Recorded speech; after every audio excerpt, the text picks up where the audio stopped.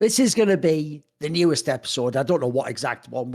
It's not like actually like Star Trek. We need to know the exact episode number, is it? Like you didn't miss the last one. Spoiler, it was about whatever was going on last week, but there's loads of fresh stuff to talk about on Summoning Insight. So you know what, Monty? Hello, this is a fresh episode. Do you have anything to say? That's right. That's right. And shout out, we got a new sponsor this week, guys. It is HelloFresh.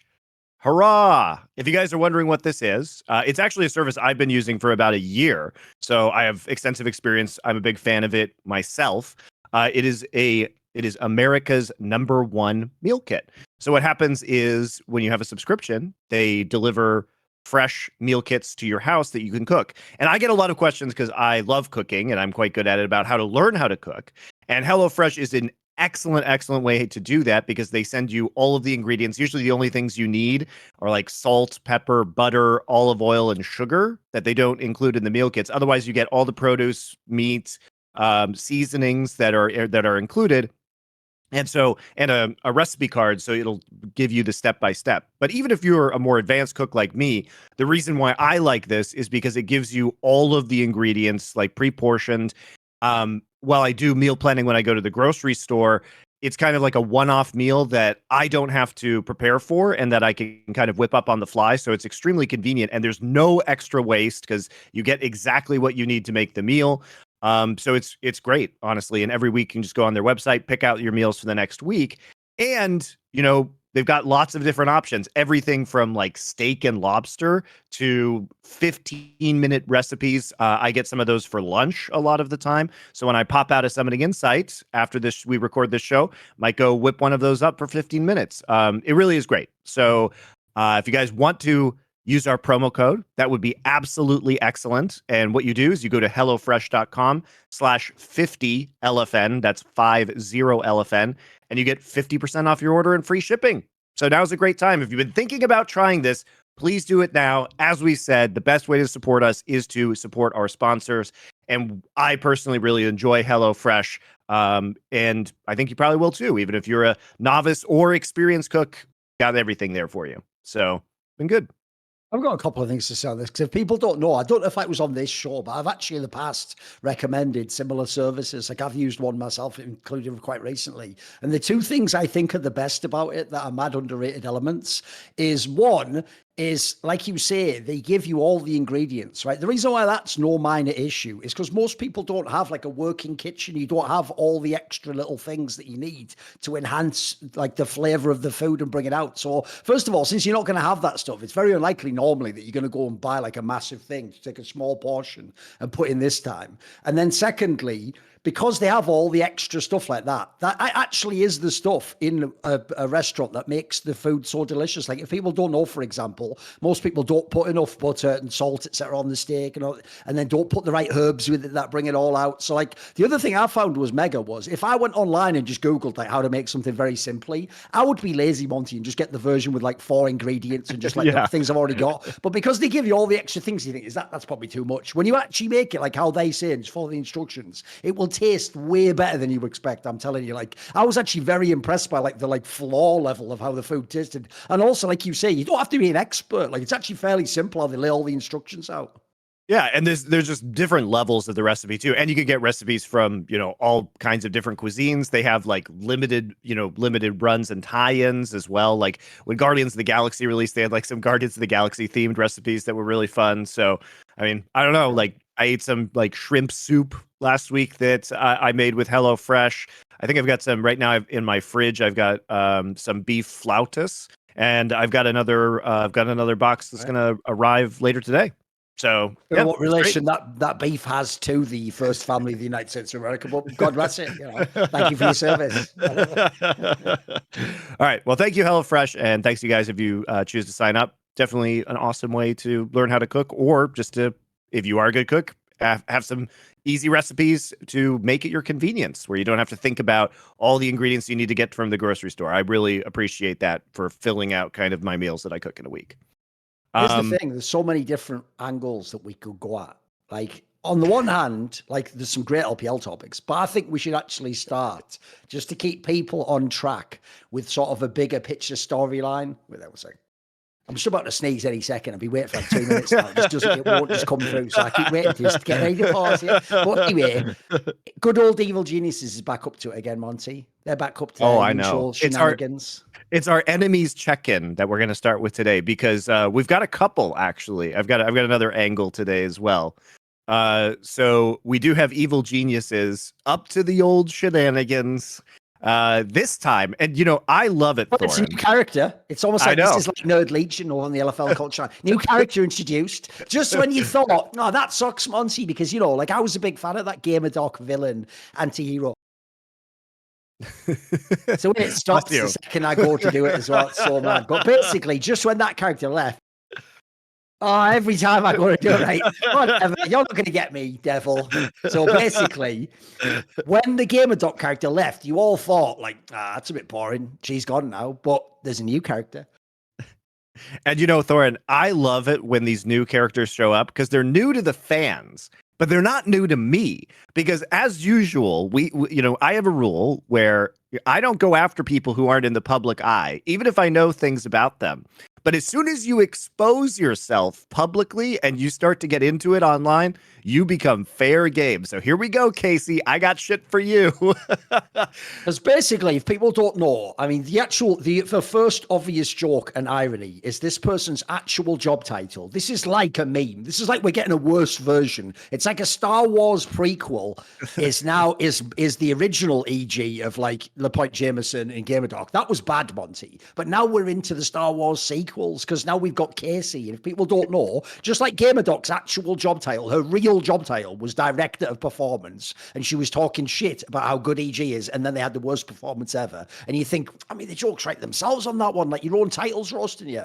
This person has come out, and cause Captain Flowers has had the audacity, I mean, in his case, this is quite brave because we all know what he did previously. But because finally he made a joke where he addressed like EG, in this case, because Nicole LaPointe Jameson's deleted her Twitter, he made a joke, which is when EG lost game 1 to Cloud9. He was like, they got deleted quicker than her Twitter, which is actually not a bad joke, but it's good. It was a good joke. Decently well set up. And also it's quite topical and it's a hot take. He did it like after game 1, basically. Well, this woman came in, and even though she works for EG, are you ready for the title? It's like, isn't it something like head of global marketing or something mental, like director of global marketing? Director of global brand marketing. And we know the EG brand's in a really good spot right now, guys. Well, this is the dumbest part. One, this is already dumb as fuck. Like, if you're EG, you say nothing about your CEO deleting their Twitter, you fucking cretin. You try to kill it with silence. You would never engage with the hot potato and go, you know what, whoa, this is warm. It's really hot. Like, you would say nothing about that. You would. It's already bad enough. I agree. It's bad for you that Captain Flowers, the commentator of the game, has said this. But that's already been and gone. That horse has bolted. You can't then come on. If you come around like this, she's actually made this way worse, by the way. Like, that was just like a shot across the bow from Captain Flowers. A lot of people thought it was funny. It was just like, it was getting a lot of engagement, but it got like double the engagement because of this stupid angle where, because this woman's gone and commented, it's already made it worse with the Streisand effect. And then secondly, she now has entered the fray, like Monty says, on the fucking clown ass, like fucking Seinfeld cast that is the Evil Geniuses hiring group. So if people don't know, the real linchpin to all this is a piece of information I haven't given you before. I don't even know if Richard wrote much about it. He might have not referenced this person by name, but basically the order that it went in was this. We all found out Nicole LaPointe Jameson, because she obviously made herself the face of the brand and did all those obnoxious videos where she was like, this is it, I am a queen, yeah, slay, I am wrecking all the men, and no one will ever be as good as me, go power, like all that ridiculous cliched shit. So she obviously was very public. Then the Gamerdoc person made themselves, like Monty's saying, by inserting themselves in stupid beef. And then what people don't know is there was a third person, I won't say their name because I don't know if this has ever been outed, but somebody who works as a HR person within EG. And I heard basically this triumvirate just hires other women like them, and it just becomes like this mad scenario where like they do, it actually is like some fucked up Barbie movie. They just run the whole org like, haha, men can't do anything, it's just us women, yay! And then they just run it like fucking on some mad ego trip. And so the problem is, this isn't even a gendered issue, except they've made it one, Monty. The real problem here is the same problem Riot Games have. If you have bad people at the top, they're very unlikely to have the actual eye to hire good people. Then I'd also throw this in. They're not going to because they're incompetent. So if you hire good people, they show you up and you end up getting ousted yourself. So basically, this is just like a classic example of why it is a bunch of bad apples at EG. Like they've just got a fucking clown show of people hired, haven't they? They all do things like I say, where it's like they do the opposite of what their brand title says. Like it's crazy. It's like some mad opposite day shit, isn't it? Like who are you destroying their brand? Brand manager, of course. What the fuck? And who are you, person who's like talking shit about their terrible fuck? I work in the performance department. Like, what's going on here? What's going on? And by the way, last detail, this is a very minor one, but we're going to segue into this. If you've been watching this show, here is the drip feed answer to a storyline you thought was dead and buried. You know that thing, Monty, called the Mandela effect? It's where basically it's a sort of sci-fi concept that some people think's real, some people think isn't. And it's the idea that if there were shifting timelines, maybe you wake up, Monty, one day and you think the famously got being Nelson Mandela. Maybe you think Nelson Mandela, didn't he die in prison in the 90s? And someone goes, no, you didn't know he was released from prison. He became actually like, the whatever it was, Prime Minister or President of South Africa. Yeah. Now, that's the reason that's the Mandela effect is because the notion is like maybe you were in a different timeline where that did happen and suddenly our timelines emerge. Well, you know what, Monty? I've actually had this effect happen to me most recently because I used to live in a timeline. It's crazy where that guy, Danny, you remember that guy, Kyle Sabaski or whatever? He used to actually not only be on EG, Monty, this is crazy though. He used to be part of their creator collective. Honest, I'm not even, mate, I would never lie. You know me, I'm telling the truth. He was part of their creator collective. They used to be a CEO. She was on Twitter and everything called Nicola Point Jameson. The Twitter was till I know you can't find it now. I'm not crazy. I'm telling you guys, it's like a horror movie. I've brought you all back to where they were doing all the evil shit. And when we opened it, there never was anyone renting this apartment. Like, what the hell? I swear they were there. So, and you're not going to believe this. He's not even in their creator collective now, Monty. I've looked it up. He's gone completely from the website. I swear, guys, I'm not crazy. Please don't put me in an asylum, please. Yeah. But my universe, that happened. He was part of their collective and everything. He was streaming Lost Ark. I know that game doesn't even exist, but he was. He was streaming that. I swear. I saw Izento, who is a reporter who does some journalistic work in the scene. He tweeted that I guess he went into the Wayback Machine and saw that on June 9th, that was the date, the last date in which Danny was listed on the EG website as part of their creator collective. So shout out to Reddit, who just ate that story up when it was announced that he was going to be part of the creator collective, and it wasn't some sort of contractual cover-up by EG, which it absolutely was 100%. That is, I don't know how you could possibly deny that at this point in time. It was always a sham, guys. And he never really was going to stream, and he was just there to kind of, get paid temporarily for all of the crimes that EG had committed against him previously. Allegedly, in a video game. Allegedly. But as for the director of global brand marketing, I mean, hilariously, here's some stories for you. So this person responded to Captain Flowers. Captain Flowers says, EG's lead disappeared faster than Nicole's Twitter. That game one was wild, bro, which is funny. Nothing at all actually offensive about that. Remember, the person they got wrecked. He's not even doing it. He's not even saying like they're shit. He's just saying they got wrecked, basically. And then secondly, that's just factual. She did delete her Twitter. Like, what's weird about this is, look, fuck Captain Flowers. You all know my feelings about more of this, exactly this shit. But like, he hasn't done anything wrong yet. This is actually it's very sort of tame fucking banter, and it's good. But it's funny. Nothing funny tweet about this. Yeah. And what's so hilarious too is that if you're the director of global brand marketing, you, at least, I don't know how long she's been working there, but Nicole basically made herself the face and brand of Evil Geniuses. So it's actually a massive problem as for you, the director of the global brand, that all of a sudden the person who intentionally made herself the face of the brand deleted her Twitter. Because when you do that, you have to maintain that presence. Otherwise, you don't have a brand anymore. So what is the new brand, Casey, that you guys are going after? So she just responds and says, unprofessional and out of line. Be better. So first off, I've been gone on rants for a decade about this, about what professionalism. That's some fucking what Tumblr be level. Better. Just be nice. Just be a better person. First off, please. I don't think Captain Flowers was being a bad person in this tweet.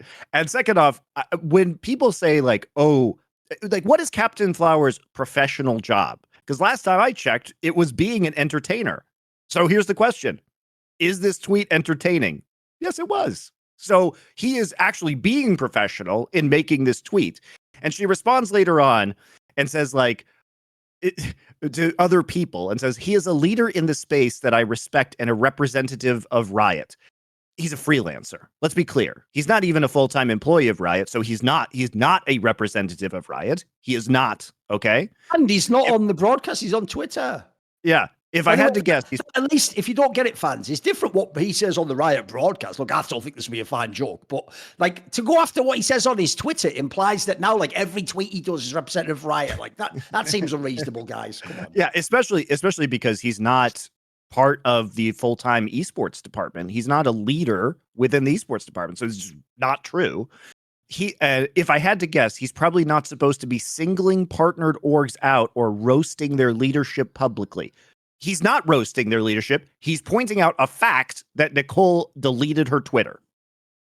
He said nothing about Nicole. So yeah, this is clear. Problem is, facts and logic are right-wing talking points nowadays, mate. So you have to understand that ship sailed. The other thing, by the way, there's a little detail people might not know actually, because this is a CSGO-related topic.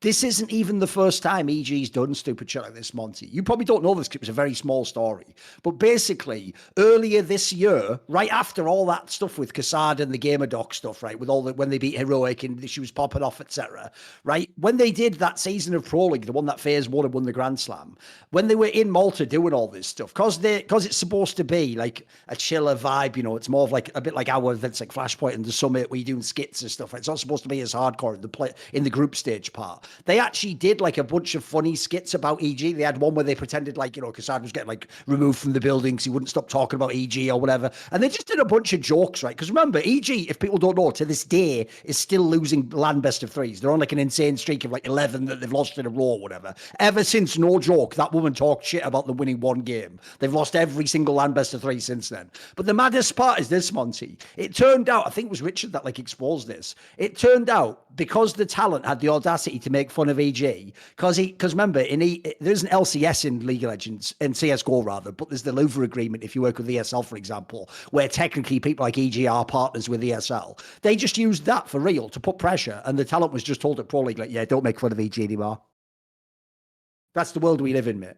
So now these cocksuckers not only ruin the fucking broadcast with shit teams that don't win the game, they then ruin the broadcast by complaining that you're making it entertaining. The reason why that is actually cancer is because when your team has utterly ruined a broadcast with a shit game, actually I'm saving the broadcast if I make it funny and entertaining and make a meme about it and make it memorable. Like otherwise everyone just wishes they had this like 2 hours back now. Like I hate that so much, Monty, especially because think about the original EG with like Alex Garfield, etc. They understood their whole fucking brand was media, and it's all about like having bigger personalities. And even if you lose the game, you want controversy and you want fucking like Hawk and Adrian talking shit, and whether they win or lose, you want the camera time. So these guys just don't get it, mate. It's the real problem. I'll come all the way circle is this.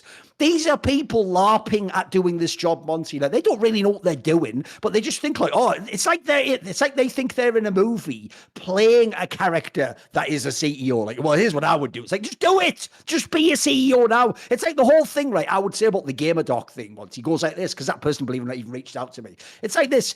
Their whole angle sort of like, oh, you know, maybe I went like too far. I was trying to like fake it till I make it. Like, you don't have to fake anything. You actually have real world qualifications in your field. Just come in, be a little bit quieter, read the room sort of, do your job that you're good at, build a reputation. You don't have to fake anything. You can just, I'm sure you actually have some skill set. Just stick to that. Don't do all this shit. Because if you notice, half their problem is like this. Like, why is the marketing brand director just like berating a fucking caster? Like, by the way, in her own logic, even though she's not using this, by her logic, her tweets represent EG directly. I'm sure she doesn't believe that. I'm sure she thinks it's her personal opinion, but Captain Flowers represent Riot. You know what I mean? I'm just sick of that whole game, mate. Like, you're not the org to do it, and then also like just do what you're good at. I'm sure you all have a skill set, for fuck's sake. I'm not sure, because here's the thing.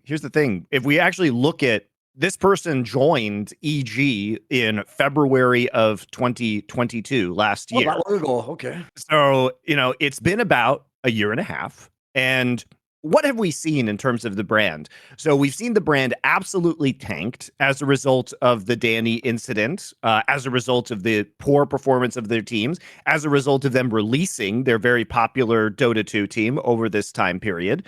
Have we seen their messaging on this? The marketing angle, Monty, has been terrible. Like, not only yes. there's certain things they've just never addressed, like the Danny thing, and then the other one is, I'll give you a mad one people forget because obviously it was like LCS related.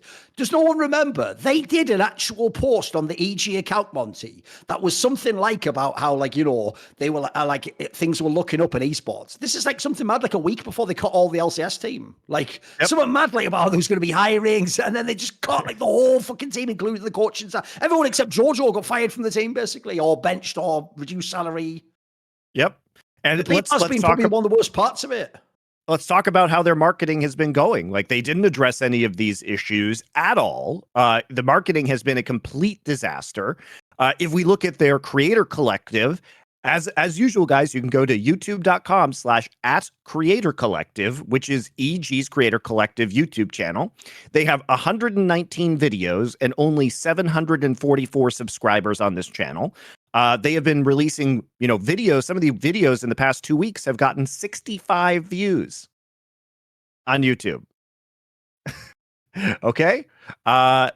They basically, all of their videos from the last month have either like 200 or fewer views. On their main YouTube channel for Evil Geniuses. Remember, this is a channel that was built. I see when Nicole was dating Travis. He seems like a medium mogul compared to like, he's up at Murdoch or something.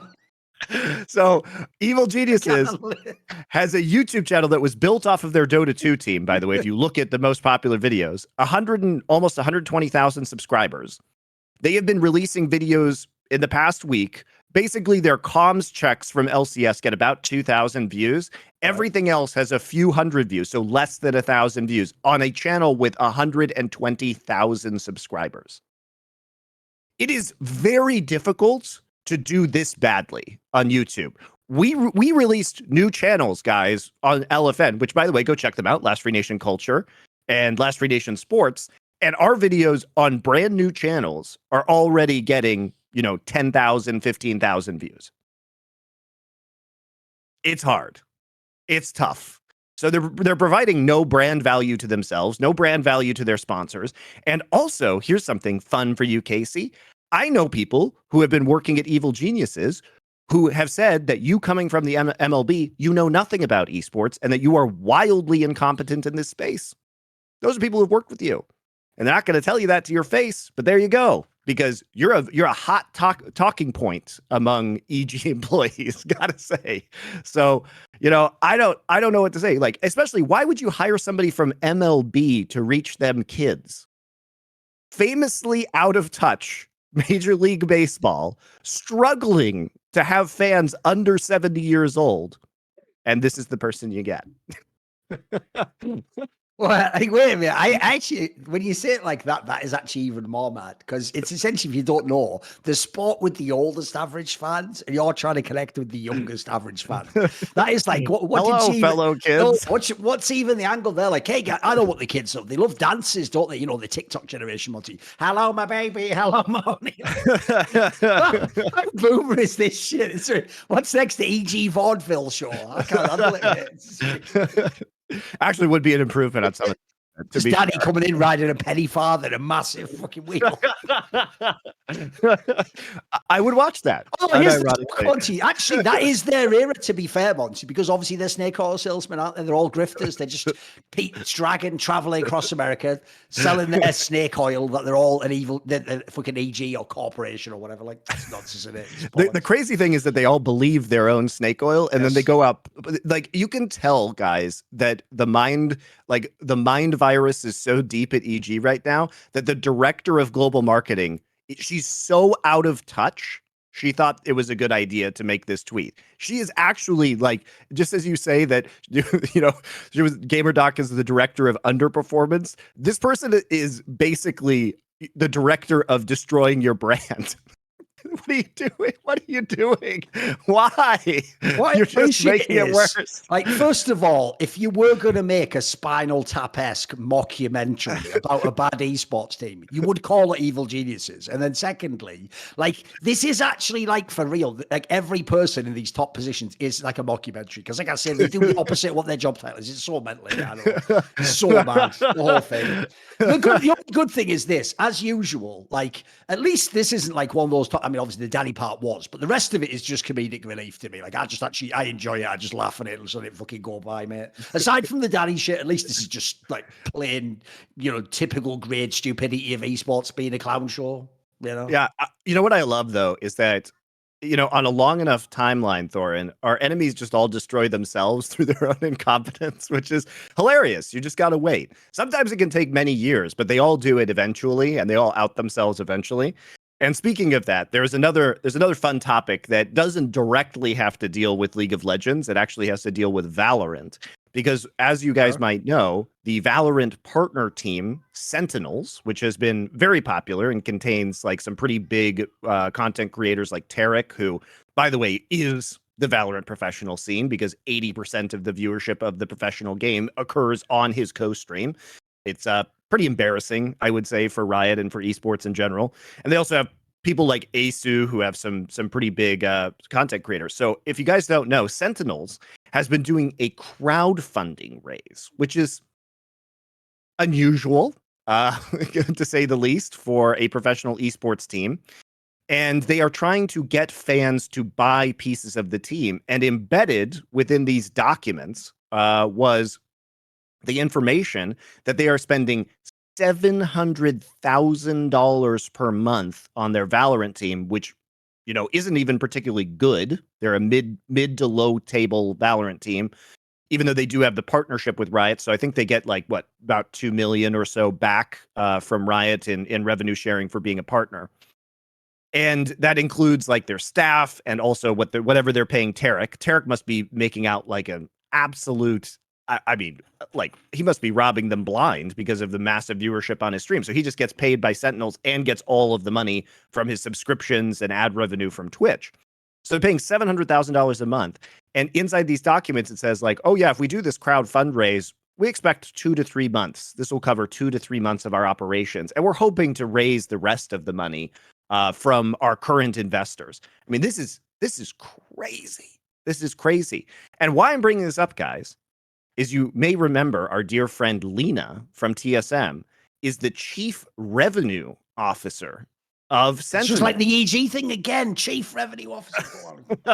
So she's responsible for bringing revenue in and has now piloted a campaign that could, is going to get ownership for the fans, because I guess that they need this money because the VC market has dried up, and trying to convince a venture capital company right now to give you millions of dollars when you're burning at a rate of $700,000 a month. And by the way, guys, they were negative $8 million in revenue in 2022. So they have massively overpaid for their kind of mid-table team, and they're not making any money. So it's her job to bring in the revenue. So here it comes, begging from the fans. And I don't have an issue with fans, going out to your fans and crowdfunding your projects.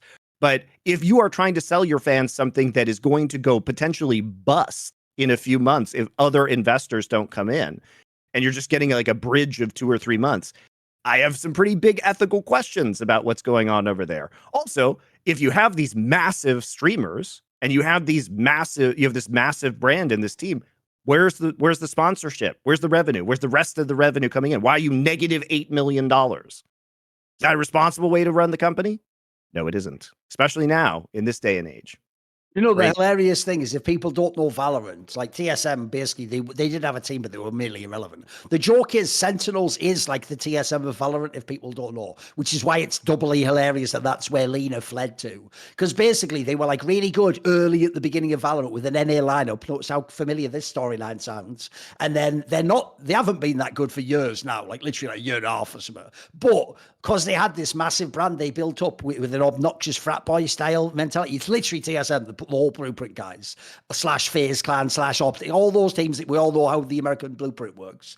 And then what happens is they still have a lineup that they almost certainly pay mega bucks to, because if people don't know, they like bought 2 of the players that were in like the best Valorant team, the Loud one that won champions last year, and they have like TenZ, who's like basically an enormous name in that game. It's basically like the double lift of fucking their game, if you want to use the American analogy. So I've no doubt like they are absolutely paying out of the arse. And then, as you say, they haven't even been like a team with great results in ages. And the reason this is ultimately hilarious is, one, like I say, it's just perfect how Leena's just ended up in the fucking TSM of Valorant with the same kind of obnoxious ass fans as well. And then also that her literal job title. It's like the other one where everyone tells me, no, but Thorin, it wasn't her who did any of that in TSM, that she was the Checks Notes president of. You know, I've made this point before, the fucking word preside means like you looked over it all and were in charge of it all. So now she goes to a new company. Well, you know what, Monty, we can't know what she does in that org. Didn't you say it was a problem with Checks Notes, the revenue, right? Well, I mean, her job is just the Checks Notes chief revenue officer, right? Okay, so that'd be exactly her job. How much more on the nose do you want it to be, guys? Like, do you need it to actually, at the end of the report, just say like, and the main person doing all of this, 98% leader Zoo? Like, what is this? Like, yeah, we get it. So all I'm going to say is, like, in many ways, Leena did actually break a lot of glass ceilings, Monty, and really push the industry and pioneer, because she basically laid the bluept for what evil geniuses are doing in many ways herself, didn't she? So it just shows her, when you see that representation of a strong figure, you too can dream of being that kind of a charlatan. But you know the saddest part about all this is, there's actually loads of fucking competent women in esports, and always has been. Like, that's why I hate the fact that these grifters come in on that like smoke screen of like, well, I'm the first woman coming in. Like, no, you're the ones actually giving people a bad reputation. You fucker. Get out of the way where the competent people do their job. I have very, good female friends, and, my wife worked in esports for a long time, but a lot of my female friends who work in this industry tell me privately how embarrassing it is to have these situations, because it makes women in the space look bad. Like, they are appalled by what's going on, because it makes their lives more difficult, and it's sad. What it is sad. But yeah, and by the way, guys, George Geddes did do an interview with Rob Moore, who's the CEO of Sentinels, but who knows if what Rob is saying is true, because basically a lot of what he says is, oh, our investors are in it for the long haul, they've got our backs. But you basically just have to trust him while he's asking for money from you guys on a company that could just go belly up in the next several months or in the next year, right? Or he's asking for money now. So what Sentinels did was they bought really high. Like, they bought TenZ when he was really at the peak of his Valorant skill, and when Cloud9 was selling him for an outrageous sum of money. Again, another very clever Jack Etienne heist of another team. How many times can Jack get away with it? Just selling players at their peak and then watching them decline on another team. He is incredible at it, guys. Jack has some very specific skills, and one of those skills is knowing when to sell a player when they've peaked. He is really good at that. He is really good at it. You know the scene in Gladiator, right towards the end. Spoiler, if you haven't seen Gladiator, fuck you. It came out in like 2000, for fuck's sake. If you haven't seen Gladiator, right towards the end, there's that great scene where Commodus, the Emperor, like, because obviously he can't fight Fairmont, he just stabs fucking Maximus, right? But then he says to his like people, like, yo, patch him up so they can't see it. Like, that's what Jack basically and metaphorically does with the people. Not the stabbing part, like that's inflicted by themselves not being good enough. But what he does is, it's like he can somehow get them, Monty. This is where EG tried to copy this, but they weren't good enough at it. He can somehow like get rouge on the cheeks. Yes, want some life there, some blood. Let's get them in a nice. Oh, this shirt doesn't work. Like, that's it. That brings out the blue in your eye. It's like he can get them so they look so presentable. It's like they're fucking, their picture day or something at school, Monty. Then it's like you're thinking, oh, it's like, well, it's like, actually, I'll use the analogy of the snake oil thing. It's like they're not actually healed, but temporarily they're so buoyed up with the Holy Spirit they can walk with it. I'm walking. I can't believe it. I'm out the chair. And then Jack's like, yeah. No, sit back down. You can see what the work that sent out. A case for you, sir. A case for you, sir. And then the key thing here is, though, by the time Jack gets out of town is when suddenly wait a minute, contracts. the hell? It's like, this guy's whack. Like, he's not going to get us to work. What the fuck? Like, and it's too late then, Monty. You've already got your Zazel, your Licorice, whatever. And also, the other thing he's done, which is mad underrated, is those like mad deals that he's done, like you're in Walmart or something. Like, get both of these for this much. Like, I only want that one though. No, you have to get both though. Like, if you get all three players. He's actually low key the king of doing those deals. That's why people don't know. It's not that they're always like the ones making the right choices, but it's just if you know the stories of how Jack and Carlos have done it in Europe and America, it's just actually hilarious how they've just toyed with all the competition. It's too good. It's too good. I love it. People trying to buy Palafox, and he's throwing in one slightly used diamond into the mix. Oh man. But yeah, so the story of Sentinels is hilarious, and you just have to kind of trust that Rob Moore is telling the truth in this George Geddes interview, which he might be.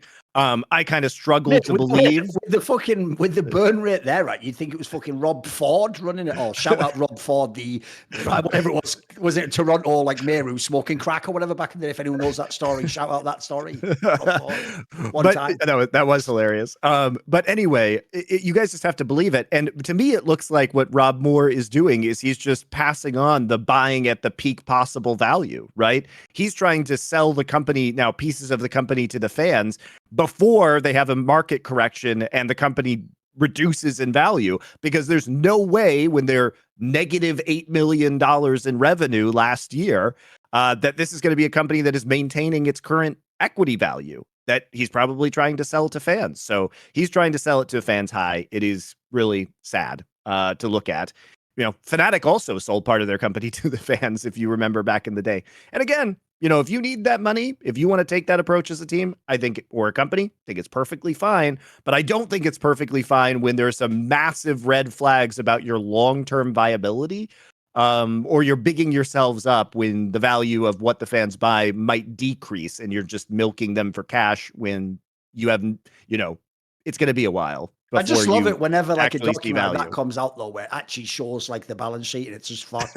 It's like, wait a minute, what's this at the bottom? Why is J. Etienne Industries building a monorail for you guys in LA? Like, just a project. He seemed really convincing at the time. Oh, bloody hell, he's got us again, that jacket, you know. Bloody hell. Also, Thorin, can we discuss how you lose $8 million on a team when you don't even have franchise fees to pay? They don't have franchise fees in Valorant, Call of Duty. They don't have franchise fees in League of Legends. They have one mediocre Valorant team, which is subsidized by Riot. Okay, they paid no franchise fees. It's subsidized. They get revenue share from Riot anyway. They have an Apex Legends team. What else do they have? Oh, they have some Fortnite players, I think. And then they have some content creators. How do you go negative $8 million with that?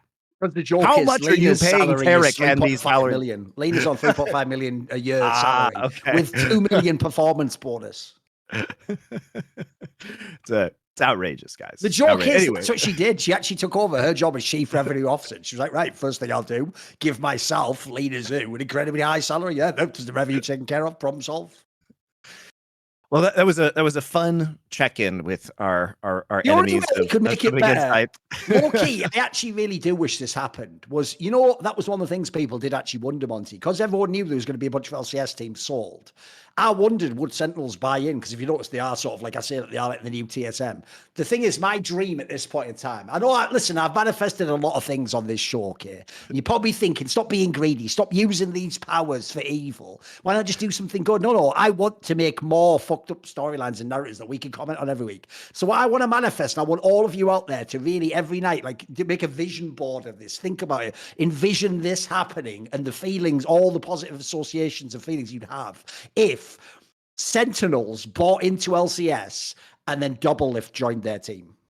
That's all I'm asking for, is I just want Doublelift starting ADC of Lena's Sentinels team. If that can happen, please, I'm in. I want to see it. I'm in for it all the way. I feel like that could be the next new good chapter for next year, you know.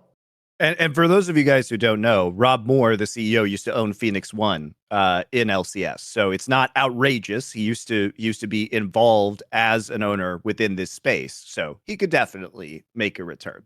Especially if you fans, you know, crowdfund his purchase. Yeah, honestly, I don't think they do that. You greedy bastards, just pay for his whole org to run. Do it. Just pay for it. That would be amazing if that happened, Thorin. Holy shit. It would be so sick when it is a storyline. I'd love it. So And it and even this be fitting because TSM's leaving, so let fucking Sentinels come with their obnoxious fans. It's the same shit if you don't know, guys. It's the same, like, yeah, bro, you are just hating because you ain't us, all that shit, you know. That whack fucking, it's literally playground level reverse psychology. Yeah, you think we suck? That must mean you actually think we are good. Ha. It's like, no, you just garbage TSM. Get the fuck out. Get out of my face. Well, that'll do it for, I think, our enemies check-in. By the way, guys, this is why you just don't fuck with us. You don't fuck with it because we'll just keep going on this. You don't get to escape. We'll just keep shining the light until the end of time. We literally make a weekly show in which we discuss exactly these types of topics. By the way, to critical and fan acclaim, it's very well loved. We make money, have influence from it, and it allows us to reframe your whole career narrative. Like, spoiler, this is literally grist for our literal mill. Do you understand that? I'm not even using it as a metaphor right now. You are quite literally giving us content. Like, we don't lose from this. It's like the fans are like, you are obsessed with Reckless. No, you are obsessed with me talking about Reckless. That's how this has worked for 9 years. Do you understand that, guys? What happened was on the first episode in like March of 2014, we made the mistake of saying like TSM, well, they're good, but only second best. And everyone was like, what the hell? It was like, there's a formula that's just emerged, Monty. Like, I can see the quotes. I can read the matrix now, right? Okay, so we've got Froggen, TSM, and Reckless, the three pillars of the show. And you know what? They've carried it this far. They have carried it this far. Should we talk about some League of Legends, by the way? Let's do it, I guess. That was the I'll time. tell you one that is hilarious is if people don't know, you have to know how to parse memes. Like, you know this whole thing where Cadrill's angle is that he pretends he's like the biggest The Shy fan ever and that Weibo's like his favorite team, but he's doing it like tongue in cheek because obviously he does like The Shy, but The Shy is like a back to like is worst if people don't know. Like, he will absolutely do an insane outplay, but then as Dom always goes to the pin spot, we will also do like 2 insanely bad inside fucking up. And if people don't know, in the same way as in the past, The Shy has actually inted Rookie and stopped them from going to Worlds. This time he actually straight up beat Rookie and stopped them going to Worlds. And then somehow, after all this, the fucking Shy is going to Worlds again. For real. Like, there's the problem with that one that I hate so much. Because I sort of agree with Dom. Like, I do like watching The Shy play because I don't have to deal with the consequences of when he fucks up. I do think some of his outplays are some of the best to this day you will ever see in League of Legends. But yeah, his ceiling is incredibly high. And you know, like, I don't hate the idea he goes to Worlds, but if people don't know, like, the other teams that they've knocked out, like, I actually think Top would probably be a better team if he went to Worlds than fucking Weibo. And then the other thing is, I do love Xiaohu, though. I am a mad Xiaohu stan. It's just, I would have rather Rookie and Jackie Love when I actually thought they were the team I'd prefer to see at Worlds, personally. But whatever, Weibo's going. It's too late now. Can't go back now, guys. Well, I think the issue is, like, there were serious flaws with whichever non-LNG team was going to go, right? Like, Wayward has been pretty shit, if we're being honest, throughout the playoffs. Tien also just decided that he wasn't going to have a good day against top esports. The Dardai Award when he didn't even get to win a Dardai Award. He's going for 3 in a row, whatever, but he didn't get the third one this time. It wasn't really in a row, but he almost got another one. So here's a question for you. In StarCraft, if you get 3 OSL titles, you get the Golden Mouse. What happens if you get 3 Dade Awards? Does it just get to be renamed the Tien Award at that point in time? You get a Golden Bengi. You get a Golden Bengi coin. There you go. It's the golden statue of Bengi. There you go. Exactly. Yeah, a golden right hand. Look, you know, Weibo is a ridiculous team. Watching their series versus EDG, it is hilarious to watch Shy like 1v1 kill somebody and then immediately come back to lane and then just die 1v1 to them. Which other player does this? I think that's what's so hilarious. And also shout out to Cadrill, who's doing a absolutely bang up entertaining job of watching the Shy, just because watching Cadrill watch the Shy is now even funnier than just watching the Shy play. Is better, yes. The other thing I'll say as well as this, I've got actually like quite a subtle point to make about the Shy, which is one thing I actually learned that's quite a counterintuitive point to a lot of people, Monty, is the reason why a lot of my favorite players are the ones who like choke or have issues performing early on, but then they overcome it like years into their career. Like, if people know in CSGO, people like Carrigan or Device, etc., even Simple to some degree. The reason why I like those players is because when they actually become the absolute best, because they didn't make it immediately, Monty, it's like that actually becomes like their career becomes like the crucible that makes them have to be stronger and stronger and stronger to finally overcome their issues. I think the problem people like the Shy have is Dude, it might actually, no joke, have been the worst thing for his career that he won that world championship. Because if you remember, two details. One, even during that run, people forget this, even during that run was when he did that mad thing where he ignored the coach's demand and just locked in like fucking Quinn or whatever it was, or Vayne or something mad like that. I can't remember which champions it was. He just locked some shit in and played it, and they benched him, if you remember, in this fucking playoff run. But secondly, the other angle was, it was only because they mega switched the meta to be like insanely solo lane focused. So his exact extreme specialty of like mega outplay someone in lane became like the way you win worlds, right? I actually think what's fucked up is because he won worlds, and in your brain you're like, well, you know, he's accomplished everything. That's actually why he's just spent like the most, like, if people don't know, the years after that, it was bad already, but because now he's like he's like a made man in League. Dude, he might have had some of the most like actually selfish players ever in the history of League of Legends. Like, I think it actually might have ruined this guy's ego, mate. Like, in a fucked up way, it'd almost be better if he hadn't have won and he had to actually like be a bit more disciplined or level his game up a bit, you know. Because I get why Dom hates him. Like, I gotta say, because I don't have to like face the consequence of being his teammate, I can ignore all the hilarious instances, like when he does an insane outplay. But I do think if you're trying to watch real League of Legends, it is annoying that this guy's so absurdly good, but he's so like abusive. Like, I actually use the word abusive and exploitative for that style of play. Like, it's like you are playing like it's solo queue, mate. Like, I think it's just so greedy for a pro to play the way he does. I mean, it's ridiculous, right? That's what makes him such an interesting and entertaining player, is that you know his peaks are so incredibly high, and that you have to watch him because you never know when one of these moments is going to come along. By the way, has some of the best highlights I've ever seen ever in League of Legends. They're unbelievable. They're amazing. They're amazing. But it is ridiculous a lot of the time because his lows are also so low. So his variance is enormous.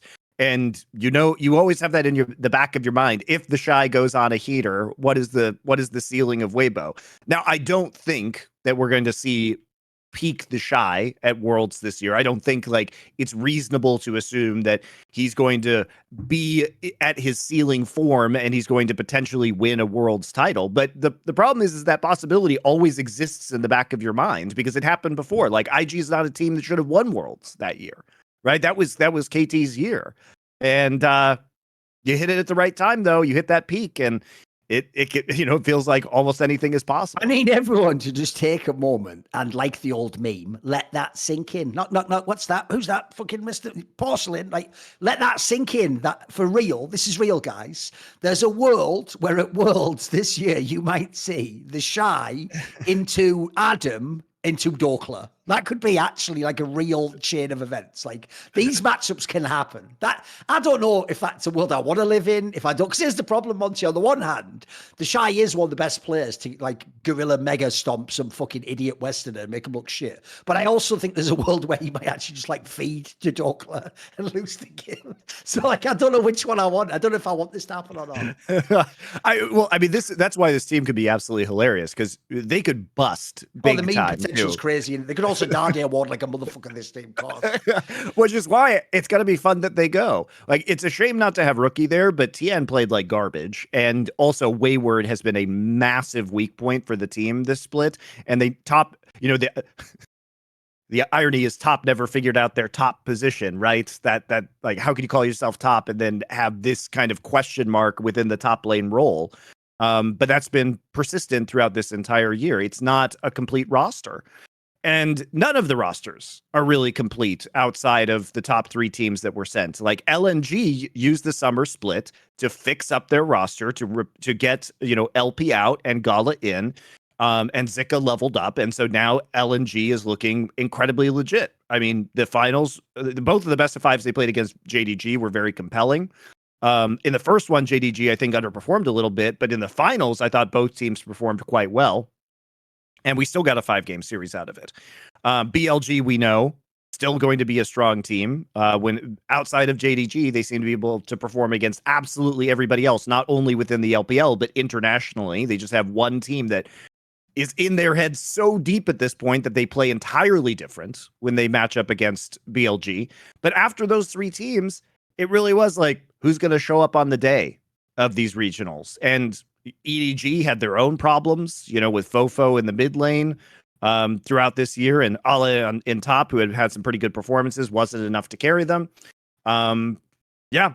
So We get a flawed Chinese team, but it's a fun Chinese team, and it contains the storylines will be good. Here's the good news and the bad news about the JDG angle. If you watched the playoffs of the finals, there's some good news and some bad news, Monty. The good news is, are you ready? There is actually a way to beat JDG, and there are teams who can do it, Monty.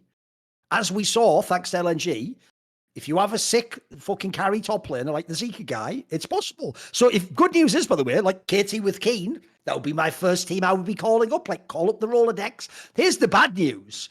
Western top lane might be at the worst it's ever been at. Like, that means the Western teams can't use this blueprint. Like, it's no good for us. It doesn't help us. Like I say, you basically have to have Keen. If you got Keen, you can do it. Yeah, if you don't, Sherlock. Licorice Fiora is coming for 369's Ornn. You just wait. Can't even get through it without laughing. That's the biggest problem, though. It's like, of all the times where we have a role we can't just play, it's that one. Brilliant. Because the Zika guy, mate, that was exciting as fuck. They did this both series. Like, it was working. There was real games where he was getting some actual legit leads. Here's the thing, too, Thorin, is that if you had to say, what is LNG's weak point, right, when it comes to closing out some of these games? Because in the upper bracket, when they played against each other before the finals, arguably, Kanavi had it's not arguable that Kanavi had a bad series. Kanavi had a bad series, which does happen from time to time with JDG. That's one of their pitfalls. One of their very few weaknesses is like some days, and it's not common, but some days Kanavi just doesn't show up, and he ints.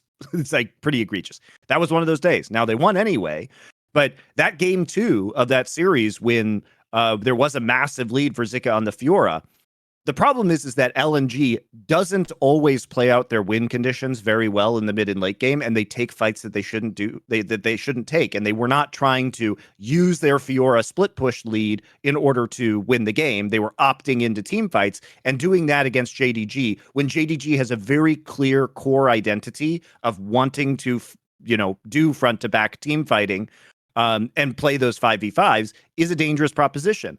But there's a team out there that plays very well to their win conditions and who plays pick composition super well. That team is KT. And KT, if they get those leads, they're not going to throw in the same way. And I know people are going to say like, oh, you're getting excited for KT. Again, it's not exciting. It's the prophecy, guys. KT is a very, very good team right now. And I do think that JDG is still the favorite to win Worlds, but you can see, to your point, Thorin, if Keen does a good job as a carry top laner, and again, it's not about 369 being unable to carry from the top lane. He's been that guy in the past. But the way that JDG decides to play right now is around Ruler, and it's around Knight. And 369 is doing his job, and he's doing an excellent job at being probably, I would say, the best team fighting tank in the world. I don't think that's an outrageous opinion. And he's got enough depth. He's got enough depth. He can do it on a variety of champions, Ornn, Gragas, Renekton, but that's his job, and he's doing his job really well. But there are angles where you can abuse this because JDG is rather predictable. They are predictable. The problem is, though, like I said on the competitive edge we did and stuff, like the biggest problem you have when you play against JDG is they have what in League of Legends has proven historically to be the ultimate skill, which is if you are by far the best team fighting team, you can just fight when these fights in theory are bad fights. Like JDG is the team that proves there is no like hard and strong like correlation between like global meta and how good like the actual like performance of a comp is in a team fight. Because when you look at the comps, if I had all these Western coaches break it down and they were doing it LS style, like, well, this champion shouldn't be better than this one, or I should count that. None of that matters when you have 369, Ruler, and Knight in the same team fight, because each of those players are like absurdly good at team fighting, and you have all three at the same time. And even worse, dude, there's not even like an overlap in the styles of play. Like they fit together as well. Like I actually think for real, this team has people don't get it. I'm not just hyping them for this year. This has a chance to be like the best 5-man lineup to ever play League of Legends. It's just absurd how well they fit together, Monty. Because basically, the analogy I was going to get to is this. When you think that you're getting a 60-40 fight against them, it isn't. Like, they might even be favored to them because they are so absurdly good at team fighting. So, like, it doesn't matter that they're behind. Like, the point is, it's the analogy is, like, they don't need as much items, as many fucking levels. So, like, they're just a better team than everyone else at this one part of the game. So, like, the joke is, I'm sure that's even part of why they're always falling behind, because they just know they can come back. So Yeah, they have a fucking mentality like we're always going to get back in the game, always. and JDG has to get it done this year because every player outside of Missing is going to be a free agent at the end of this season. Missing is contracted through the end of next year, but everyone else, their contracts are expiring in November. So after Worlds ends, that's when JDG, we're going to see a roster shuffle almost certainly because they're not going to be able to keep this core together. We already said it costs $16 million. I don't think they're going to be in for another 16 million or however much this is going to cost next year. So this team is on a clock and they've got to get it done right now. And I agree with you, Thorin. This team is on track to be the best League of Legends team ever because the level of competition is a lot higher than some of the very, very good teams that we've seen in the past. And globally, at least between Korea and China. And this team has looked dominant. They haven't even lost the best of 5 series at all this year, ever. They've never even tasted the losers bracket in LPL or MSI. They have a chance to do that again.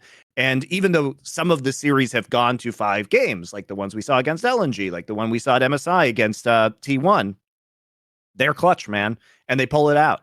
And it's hard to beat them. That because almost in itself, I would almost go out of my way to assume that's probably already a record, like 10 best of 5 series in a row won at like that level of League of Legends, probably already won. Yeah.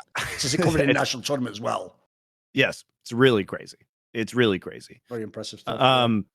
But I think JDG is they do kind of the fundamentals of League of Legends better than anyone. They can play from these 3,000 to 4,000 gold deficits comfortably and just beat you with their expertise in team fighting. They're an amazing team to watch.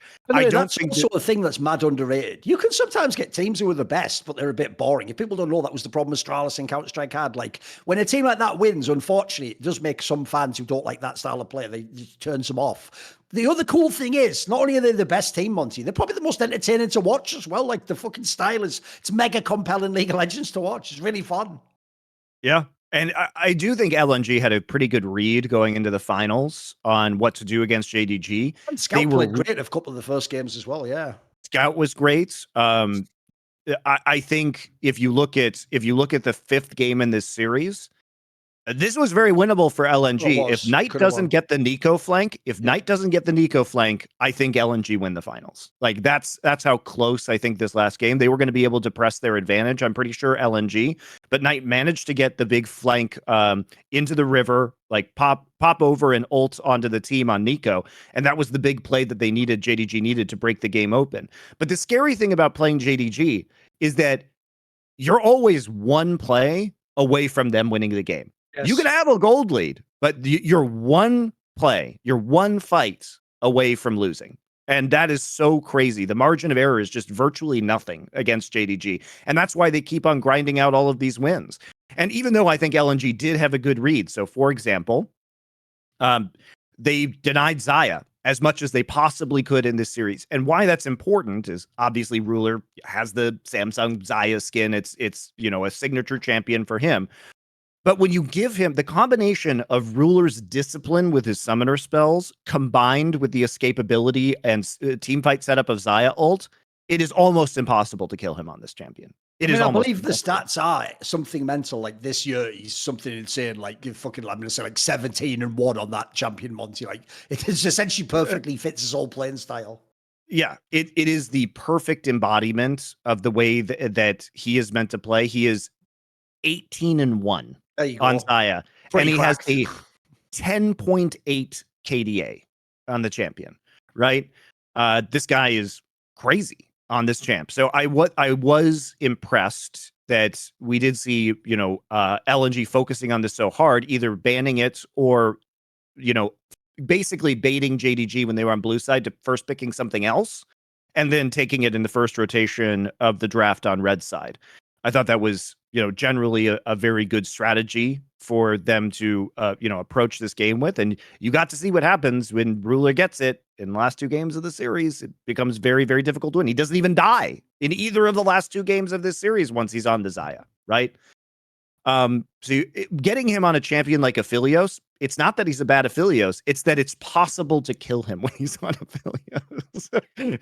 It is not possible to kill him when he is on Xayah. So if this champion is meta, it's a huge, huge, huge boon to JDG, right?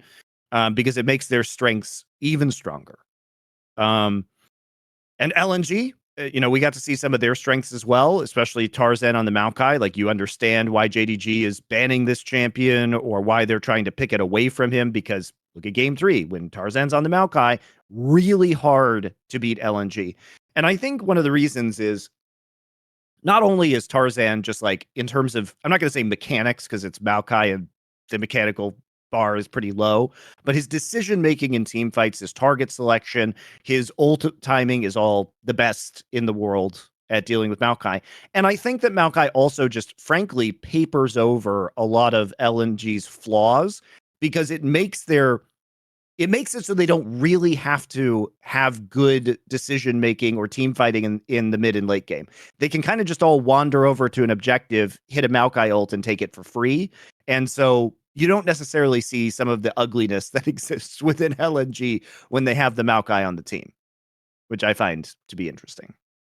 Also, by the way, if you think of some of the discussions we've had on some of the past few episodes, the other reason why the JDG one is like, this is kind of, they are going for broke and they're trying to essentially become the greatest team of all time, is because if you look at all the like financial rules coming onto LCK that have already started to be implemented on LTL, I doubt you're ever going to get a team like this again, Monty, where someone really spends this amount of money and goes absolutely crazy trying to make like a uber mega super team. And also, as we point out many times, it's so insanely rare that it works. Like this one, what makes it incredible is this one's working like a motherfucker, but like, and it works immediately. Ones, yeah, basically right out the gate. Yeah. It works immediately. Like, it's just a well-designed roster. And I do think that it also goes to show, I know Dom is fond of talking about this, but that the communication issues in League of Legends are massively overblown. Oh, because of the Korean and the Chinese angle, right? Yes. You think fucking Ruler spoke a word of Chinese before he came into this team? Absolutely not. Now, to be fair, Ruler and does the jungle have the is fucking Korean, to be fair as well. Like, yeah, I'm sure Kanavi probably has some decent Chinese under his belt at this point in time, and he can probably do some to have a position like jungle be the Korean speaking into Chinese players pretty wild in itself, right? Remember, it's so all in as a Chinese. Yeah, that's pretty wild.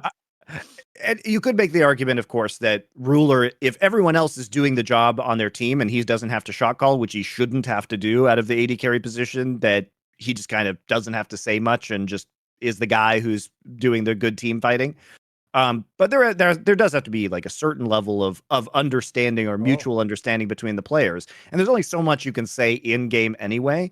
And it shows that, good players are just going to be fucking good players. You don't necessarily have to have the most in-depth communication on the team, because if you're good enough, you should just know implicitly what's going on in the game, and you should be able to play around that. I have a theory that just like most like communication between people is non-verbal, Monty, I actually have a theory that it's like that in team games too. Like, in my opinion, most times that you're using communication, like literally verbal communication, it's actually to bridge like a problem. Like, we don't understand each other, or it's unclear what you want me to do. I actually think if you ever look even in sports, you'll see this. Like, everyone's always like, oh, give the team time. They've only just made the change. Like, no, dude, most of the really good sports changes, even, they walk in the door and they're just good immediately. Like the first 2-3 games, the wide receivers catching the ball from the quarterback, or these two players sync up in football or basketball or whatever. Like, because essentially the fundamentals of the game are the same between all regions of fucking like great players. So to me, unless you have like some outrageously contrasting style of play, it actually sort of should be like this. Because let's be real, like all the great LPL teams have had these Koreans that there's no way they're fluent in Chinese. Like, they might understand a little bit, but there's no way they're having conversations that they could have with a Chinese to a Chinese person or a Korean to a Korean. So I agree. It does sort of show that is like an overblown complaint, isn't it? Like, that can't really be the excuse. It's like, but like, they're not all speaking the same language. Like, come on, mate. These Koreans and Chinese players are speaking fucking English sometimes to each other. That's not even their language either, is it? You do have to remember that, especially in Korea, even though in the past, obviously, before they changed the alphabet, they did use Chinese characters, and there's a massive amount of Chinese cultural and language influence on Korea. Mostly these days, they're taught English in schools, guys. Like, there aren't a lot of young Korean people who are taught Chinese. Like, it's much more comfortable for most Korean people to communicate in English rather than Chinese, right? So, I mean, they do have a tough time, at least, even though there are some similarities within the languages. Once these players go over to China, there's a lot to learn there. They don't oftentimes have the most solid foundation of linguistic abilities. So yeah, I think I'm really excited for JDG at Worlds. I'm really excited for the Chinese teams in general. Obviously, I prefer LNG. Like LNG is my favorite LPL team to watch. I think that they continue to get better and better, and hopefully there'll be an interesting meta for these teams to come in for Worlds with. But it does feel like at least JDG is pretty meta immune with this roster. They will have time to figure it out. And plus, you got tons of time. Asian games are coming up, but a lot of teams, especially in the LCS, are probably going to go over in the next 2 weeks, basically, to start boot camping once the finals are over for LCS, which is the weekend after this one, so the 19th and the 20th. Probably a lot of teams are going to head over for boot camps, a week later or so, and we'll start to hear about all of the scrim results. LEC will just have to wait. They still have to go through their season finals and will arrive very, very late to any kind of boot camp that they're doing. Normally, I would complain because right now it actually does tilt me that, like, for example, the joke is beyond me saying it now, which has a greater than zero chance of actually changing this. Like, I bet nobody at Riot has even had the idea, Monty, like, maybe for Worlds we should make some sort of a content piece about the fact that JDG might go down as the greatest team of all time right now when it comes to something no one else. I don't think that's even entered their brains. But what I was going to say is this: I don't actually have to just incessantly complain about that. Like, spoiler, I can make that video with our company. There you go. So why don't I just do it? Basically, problem solved. There you go. I'll just do it myself. Easy. As usual, we just have to do it ourselves with no budget. Because I want fans to get that, like, mate, that is what this world is going to be about. Look, if someone else wins, then yeah, cancel that storyline, who cares? But, like, I don't think people realize that you only get moments like these on very rare occasions. And the real problem is this one. The last time it could happen was obviously the G2 one, right? What people forget is this. No one thought G2 was going to win Worlds. It was amazing they'd won MSI. People actually thought they were going to lose the quarterfinals. So no one built this hype. JDG is world number one from the beginning. Like, they should actually have this built as, like, basically this is like the Patriots almost winning in 2007, like, undefeated. Like, you should be building this narrative that if it arrives, this is like the pinnacle of fucking League of Legends. Like, if I'm right, I would go ham with this. I'd have all fireworks prepared and everything, mate. Yeah. I need you to do me a favor, Thorin. Can you make a KT hype video like Deft? Because you accidentally blessed Deft last year with a Worlds win. You accidentally blessed him. So could you please make me a Keen video? The best part is there's even like an insane part at the end. I've already told you this. I did this for artistic license, where at the end they're like, what are you going to show me now, Deft? But obviously the whole actual thing was sort of like, when I like press the button, it's like, well, obviously nothing. Like, that's it. You made the semis. Good job of that. But it's over. But then it makes it seem now like I was like, oh my God, he's done what I asked him to. Like, I didn't at all. But yeah, it's true. It's true. I'll fake the funk. It's all. So speaking of LCK and Keen, who is robbed of MVP, what are your take? Dom and I had a long conversation yesterday I know what you're on Power Spike about the LCK All-Pro. Just had a long sigh the second I saw that, mate. It's like, because the problem with it is this, right? This is actually, I think, quite subtly different, Monty. This isn't like in Europe when you remember then 2021 when fans made like the Reckless G2 line, all 5 of them with the All-Pro as well. That was just because you let fans vote. What I hate about this, Monty, is I don't actually believe this is that Koreans think each player is the best. This just shows how their culture values homogeneity and the idea that you're all cogs in a machine. Yeah, they want what they really believe. And unfortunately, I will say, guys, the T1 faker angle makes this look like it is true, even if that's probably the extreme outlier example of it. But to the Koreans, I think they really do believe that if you have a record like Gen G and KTs, you must actually collectively have all the best players. I know that sounds mad, but in a weird way, I actually think they're culturally almost programmed to think that way. Yes, they are. I mean, that's just true. Like, if you look at studies of individuality versus collectivism, Korea ranks among, if not the top of collectivist societies. And that is a core part of kind of the Korean identity, is the celebrating the common good above the individual good, and a real priority on teamwork and working together in order to achieve great things. And, this has done incredible things for Korean society. Look at Korea was destroyed, like completely on fire in rubble after the Korean War outside of Busan, like the entire country. And they managed to build it into a first world nation in like 40 years. It's pretty crazy that they were able to do that. But there's other huge advantages, socially for Korea and economically, and also in terms of League of Legends and team sports, because they sublimate their egos and they try and prioritize the good of the team. It has led to very, very excellent accomplishments in esports team games, right? And individual games as well, to a large degree. So, it's great, but at the same time, it does lead us occasionally to these pitfalls where you just assume that all of these players must be the top 2 players in their position, which, I mean, it's just egregious. And also, it just robs people of success. Like, why is Cousin first team All-Pro? Come on, guys. Come on, like, that is just actually disgusting. Come on, mate. Peanut deserved that, man. I don't know what to say. Like, what kind of performance must Peanut have in order to get first team All-Pro? He was playing a bunch of carry champions. Like, look at his Kha'Zix games throughout this split. He is so important to Gen G's success. And Gen G they only lost one more series than KT. And the ridiculous thing, Thorin, is if Gen G had beaten KT, right? Then surely they give Peanut Gen the G number just 1. first team All-Pro, everybody? By that logic, yeah. That one game apparently completely shifted the whole timeline. Like Thanos, that shit in the second place. Yeah. By the way, they beat KT earlier in the split.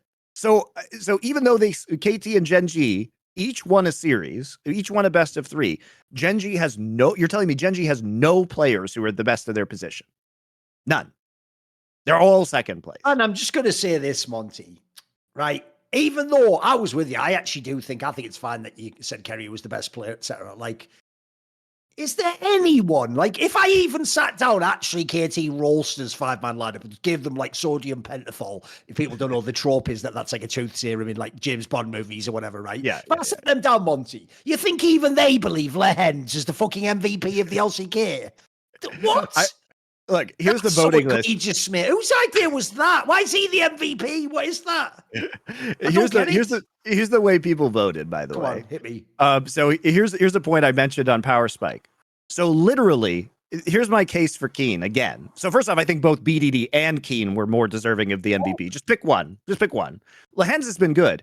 But if you just look at this list, literally everybody, every single person voted Keen as first All-Pro top laner, except the 2 KT people who literally can't vote for Keen. Everyone who could vote for Keen said Keen was the best top laner. And you are just going to go and tell me that he shouldn't even be considered like MVP? More people voted for Delight, who is great, than Lehens. How is Lehens the MVP unless you think that Lehens and Delight both are so much better than Keen or so much more critical to the success of their teams than Keen? This is why it infuriates me. If you replace Lehens with Delight, I don't think KT's results change.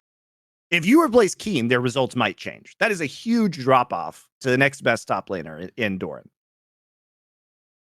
I think it's mental, mate. Like, I don't even really get what the angle is. Like, what is can you even speculate? What is the angle as to why specifically Lehens would be the one they would want to win, like, the MVP, though? I don't get it. I think part of it is recency bias. I think Lehens has been really good on a lot of the engage supports, whereas Delight was shining more early in the season on the enchanters. I think perhaps it's possible that some of the shot calling on KT comes through Lehens, right, and perhaps especially the Korean, the Korean contingent of voters, not the global casters, right? But the Korean players and coaches and casters are valuing that aspect of Lehens, like a captain's archetype put on him or something, right? Which you could say the same thing about Peanut, right? Yeah. Like Peanut is the voice and is the shot caller, or Faker. Like these are the shot callers of their respective teams. But just in terms of the gap and which player was actually the most valuable player, I think Keen's gap to the next best top laner is huge. And I think that KT's style of play is entirely enabled by Keen's flexibility within the draft and his ability to kind of play anything. And for it enables a flexibility of style as well, because they can play, counter matchups with Quinn into Renekton and play a split push composition, right? He can play the tanks extremely effectively. I just don't know. I don't know what it's the same. It's the same conundrum that I have with like Cooper Kupp in the NFL, where it's like he had a massive record-breaking season as a wide receiver, and yet he received almost no MVP votes, which then raises the question of what does a wide receiver have to do in the NFL to be named MVP? What does Keane have to do to be MVP of this league? What does he have to do? Is it just impossible? Are we just how are we having like I think Carrier did deserve it in spring because there was a clear gap. But if the argument we're making is that the MVP of the LCK should be decided like Carrier was, which is that he has this extra gear with these AD carry supports, and that is enabling T1 style in spring, the same exact argument can be made for Keane. I don't think that argument can be made for Lehens. Yes, Lehens has some weird counter picks, but it's not like the Singed was coming out this split, right? So what does Keane have to do, man? Like, I think he did exactly the same thing, basically, that Carrier did last split, which is be definitively best at his position, unquestionably best. Even the voters agree with that. Every voter agrees with that within the LCK. And because he provides a flexibility of style and a unique angle for KT, he was Carrier. He was the splits Carrier. It's just infuriating, man. I've got a question. If you like being infuriated, let me infuriate you further. What do you think about some of the people on this voting ballot where they have BDD like third? Some of them have Chovy and Showmaker or Chovy and Zika ahead. So what do you think of that? So here's the arguments you can make. I think BDD was the best mid laner this split.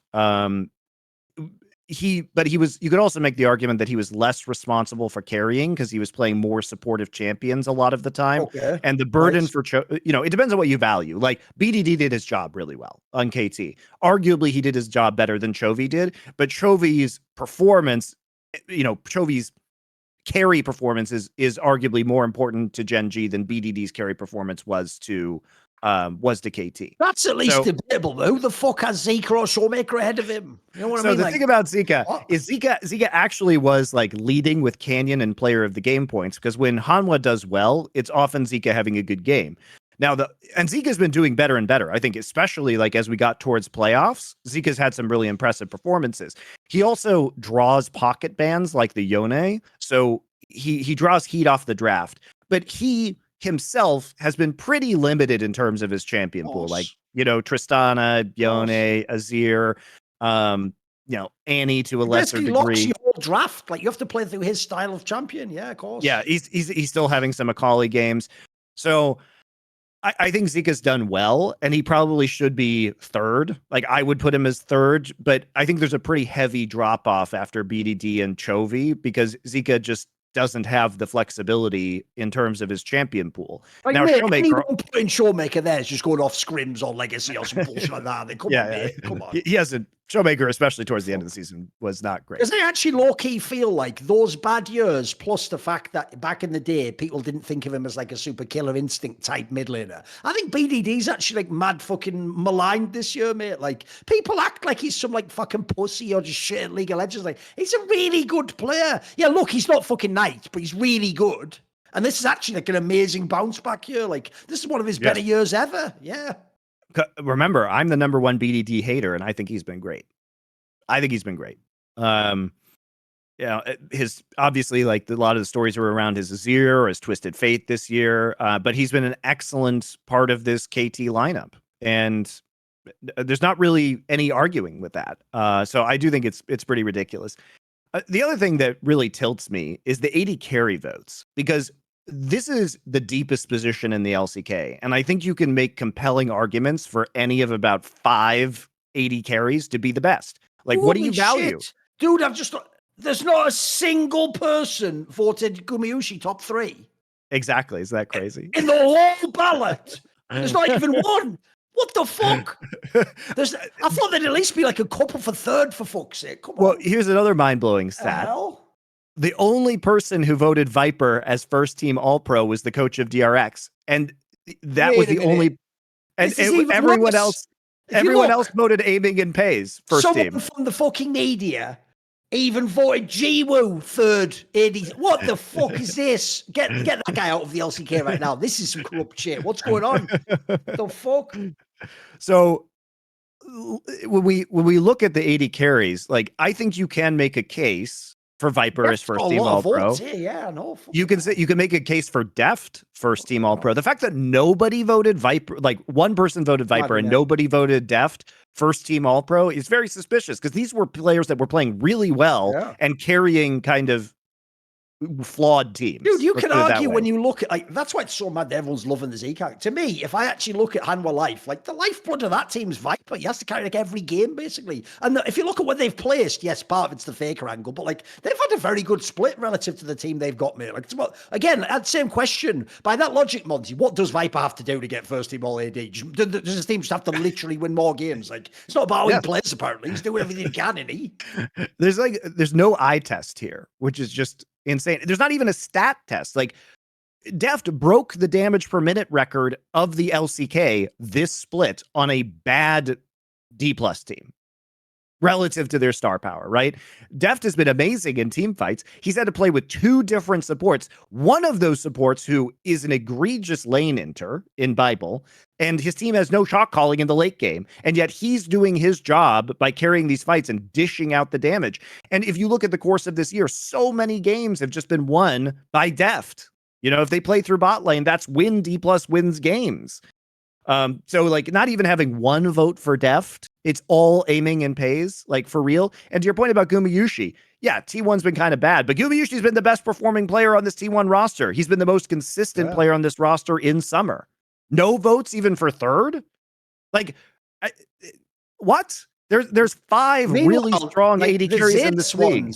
That's why the Zeus ones, I think, give it away, Monty. The fact that so many people have Zeus even like second team, that makes it look like they're going from scrim records or something, you know. Because if anything, he's one of the players that really struggled when Faker went out, mate. He looked pretty whack. That looks like some scrim shit. Because one thing I do know, if fans don't know, sometimes coaches even do it because they've seen more scrims than official games. But I've heard some of the pros even just do it based on sort of like, they're not really doing it like we are for the split. They just sort of really mean who are the best three players at this position. So they will just give a legacy name, one of these votes, even if they don't, they're not really thinking like we are, like, right, well, it's only the official games in the regular season. And they're just going off shit I've heard, like any other variables they want, or they were ex-teammates with the guy, etc. There's so many fucking wacky angles for this one. I can't believe how many first place votes Cuz has, though. Oh, that's gross, it's ridiculous. Mate. He's got so many. And then really also, ridiculous. I'm just going to say this right now, Monty. Right? The only thing that it's lucky, it's just lucky that this one thing did happen, though. If anyone, no one did it, because obviously, like, this would, if anyone had actually voted Thorin, who wasn't from Katie Rolster, number one, I would actually lose my fucking shit. I'll be like Dennis from It's Always Sunny for Philadelphia, my untethered rage. Luckily, no one did that. That egregious shit did not happen, thankfully. So that's all okay, because that would actually blow my mind. If anyone gave Thorin a first place vote, I can't do it, mate. I can't do it. This tilts me so much. Like, I just feel, and it must tilt you too, because as the esports historian, this kind of shit just ruins esports history, man. It just fucks it up. Like, put it this way, here's the obvious thing if you're a fan, right? Someone in 3 or 4 years, who, by the way, in earnest wants to actually be someone who can chop it up and talk about esports history, and they get in the League of Legends, and they're a fan of LCK, Monty. They're going to go and look on a Gamepedia and go, cuz he was the best jungler in summer of, you know what I mean? Like, so 2023. And they're going to be wrong. They are going to be completely wrong, but it's not their fault. We've actually fucked them. Because like I always say, I'll bring it back to what I said on the last episode, there are plenty of like awards that are a bit squirrely in sports that will give like dodgy, like NBA MVPs, pretty bad. But I've always said the ones that I like like one of my gold standards is actually All-Pro in the NFL. I think they do an amazing job doing a very fair case of picking the right person. And as a result, if you go and look at those awards, they really do tell the tale of history. You want to go and look who the best player in a position in the 90s is, go look at those All-Pros in the NFL. And there are people where they've even done it how you should do it, Monty, where they are some guy on like a team that'll never make the playoffs, but he just is the best, like, you know, left tackle or something. They will actually go out of their way to try and make it so that history remembers you were some stud player in that position. So we have the opposite in esports. Like the real joke here is, if anything, I should be loving it, shouldn't I? Because if anything, this keeps me in a job forever. Because you actually need me to turn up like a reply guy. Well, actually, he wasn't the best, and it's just because people stupidly voted because KT finished in first place. Like I shouldn't have to exist for that. Wikipedia should take care of that, shouldn't it? I think it's just sad though. Just sad to me, mate. And in a fucked up way, even though I do love the accountability. Mate, the other thing is, reading one of these is like some sort of fucking Soviet show trial, Monty. It's like, oh, I'm so disappointed in this person. Oh, wow, that person came out against them. Oh, they've betrayed us. Wolf, what are you doing, bro? Like, you know what I mean? Like, mate, it's the fact I have to see all the betrayal. I have to see the names of the worst of all. You must know this, because it's especially bad in like LEC and LCS. There'll always be someone that you know is cool, but they just haven't put any thought into their ballot. And it's like, oh, I like you as well. And you just put in this dog shit ballot. Like, you're part of the problem. I hate you now. Why have you ruined it? Yeah. I mean, Wolf and I talked about, our all-pro votes, and if I had a vote, I probably would have done. I would have done Keen, Peanut, BDD, Viper. I'd have to think more. I said at the time I'd have to think more about Lehens or Delight. I don't think that's clear cut. I think I probably would put Lehens, but yeah, that one I think is the hardest one for me. So it's rough. It's rough. The weirdest one, I'll never get over it, mate. Think of some of the all-time great players that have never won MVP, but now Lehens is the arm out. Just get me out. Whatever, shut it down. It's over. It's over already. Fuck this shit. Fuck. But it's also, like I said, it just betrays how disingenuous these votes are, that Keen could be so unanimous, and yet we have this Lehens MVP vote. Like, I just don't know what people are valuing with Lehens. Like, he's been great, but I just, from the outside, from the eye test, it just looks like Keen and BDD deserve it a lot more than Lehens does. So, rough times. I also haven't had a chance to watch the games that happened this morning yet from the LCK, which was the T1 victory over D+. Although that was, unfortunately, guys, we had to pick a match of the week early because we didn't know the rest of the matchups for LCK. So that was our match of the week over for Last Free Nation. Hopefully you guys caught Competitive Edge over on the Esports Bet YouTube channel. You guys can go subscribe over there. It's where Face Check is as well. And it was our match of the week that we did get correct. And if you guys had placed your prediction on that, you would have gotten an additional 10% bonus if you sign up with our referral link, which is below. So we did well. It was at 1.5 odds when I discussed it on the Monty and Wolf show. So hopefully some of you guys got in there for T1. You would have gotten the 1.5 odds and the 10% additional profit on that match, up to $100 USDT on your first bet. And if you guys want to take advantage of that in the future, you can play along for free using their free currency esports coins. They're running a special limited time promotion. So do this thing now that I'm saying. Sign up with our referral code. Then follow them on Twitter. Follow EsportsBet on Twitter and Instagram, and join their Discord. And you can get up to 20,000 free ESC esports coin. 10,000 for the Discord join, 5,000 each for the Twitter and Instagram follow. Once you do all these things, just go ahead and message ModMail on their Discord or use their chat support on their website, and they will credit your account. You guys can play along. That can then be changed into USDT. So it's free, but you can change it into USDT later, and you guys can play along with us every week. So it's a fun way to get involved over in predicting League of Legends or in Counter-Strike as well, or any other esport or traditional sport. Their site is vast now. Their site is vast. So thanks to EsportsBet. Go now. Take advantage of the limited time free 20,000 esports coins. There you go. Oh, you're muted. You're muted. Wait there a second. There we go. I'm back. Speaking of T1 and D+, T1 in vernacular in Counter-Strike refers to Tier 1, the highest echelon of competition. And if I was to talk about the Tier 1 smoking experience that I would advise, I would reference, obviously, the freeze pipe. Because you know what? If you want to play it cool, like James Bond, then basically, obviously, he likes his drinks. ice cold, doesn't he?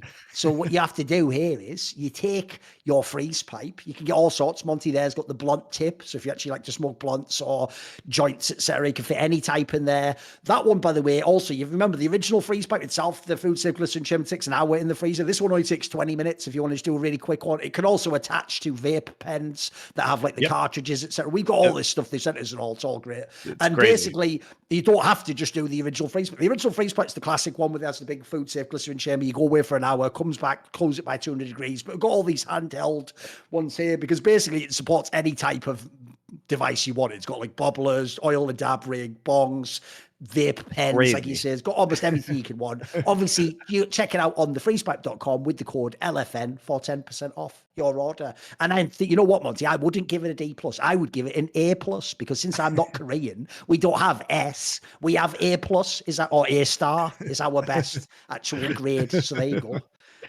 Yeah, it's crazy the product selection they have. They also have a mine is actually inside. I'll get it on the next episode, but they released a new martini bubbler. Okay. So it's just the constant influx of new products is really, really crazy, guys. So enjoy. Well, there you go. Like James Bond, he likes his martinis cold. So That's ice right. cold. But here's the thing about James Bond. You know, he likes his martinis shaken, not stirred, because that is a bad martini, guys. That is called bruising your gin. It's called bruising your gin or your vodka. I don't know why you drink a vodka martini, even though James Bond drinks those occasionally. They are disgusting. Gin martinis are the best. But see, he intentionally... To be fair, right now, being as we don't have an alcohol sponsor, I would say don't even fuck around with alcohol. Just stick to weed. Stick to cannabis. That's it. Better check out thefreezepipe.com. I enjoy both. But the reason why he asked... I do too, but I don't yet, Monty, until the fucking but then maybe I will enjoy it too. You know? I've got an angle here. So the thing is, guys, the reason why James Bond orders the martinis shaken, not stirred, is because when you shake a martini, you bruise the gin, you introduce more water content into the gin, and you dilute it, right? And the reason why James Bond does this is because he wants to appear, when he's drinking around his enemies, to be more drunk than he actually is. So he is intentionally drinking watered down martinis, bad martinis, so that he doesn't actually drink as much as he looks like he's drinking.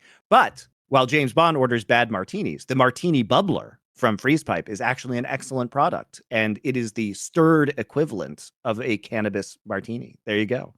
So don't drink watered down martinis. Do not order your martinis shaken. You will look like a fool, because that's not why James Bond drinks them, is because they're delicious that way. It's because he's intentionally ordering watered down drinks. Don't you be that person. Don't you be that person. But do buy an excellent martini bubbler from thefreezepipe.com. Code LFN, 10% off. There you go. You want to talk about LCS a little bit, or LCK playoffs? There's not really much to talk about in LCK playoffs so far. Hanwha dismantles DRX. No surprise, DRX will get one last shot for Barrel to make Worlds in the qualifier. T1 predictably beats D+ in their current condition. I can't talk about those games because they happened overnight. We're recording this at 8 a.m. my time. That'll be a topic for a different day. And KT has now selected T1, to the surprise of no one. So we get a Telecom War in the upper bracket semifinal. And that means Gen G has to play against Hanwha Life. So we've got some good matches happening starting tonight. Telecom War will be occurring later this evening. So good matches there. We'll catch up with all of the rest of this next week. We have 6 best of 5s in total this week in the LCK. So a lot to discuss as we head into the finals, but we'll have to wait on those conversations as the games have yet to occur. At least the interesting ones, or we haven't had time to watch them yet. Otherwise, LCS. NRG can't keep getting away with it, man.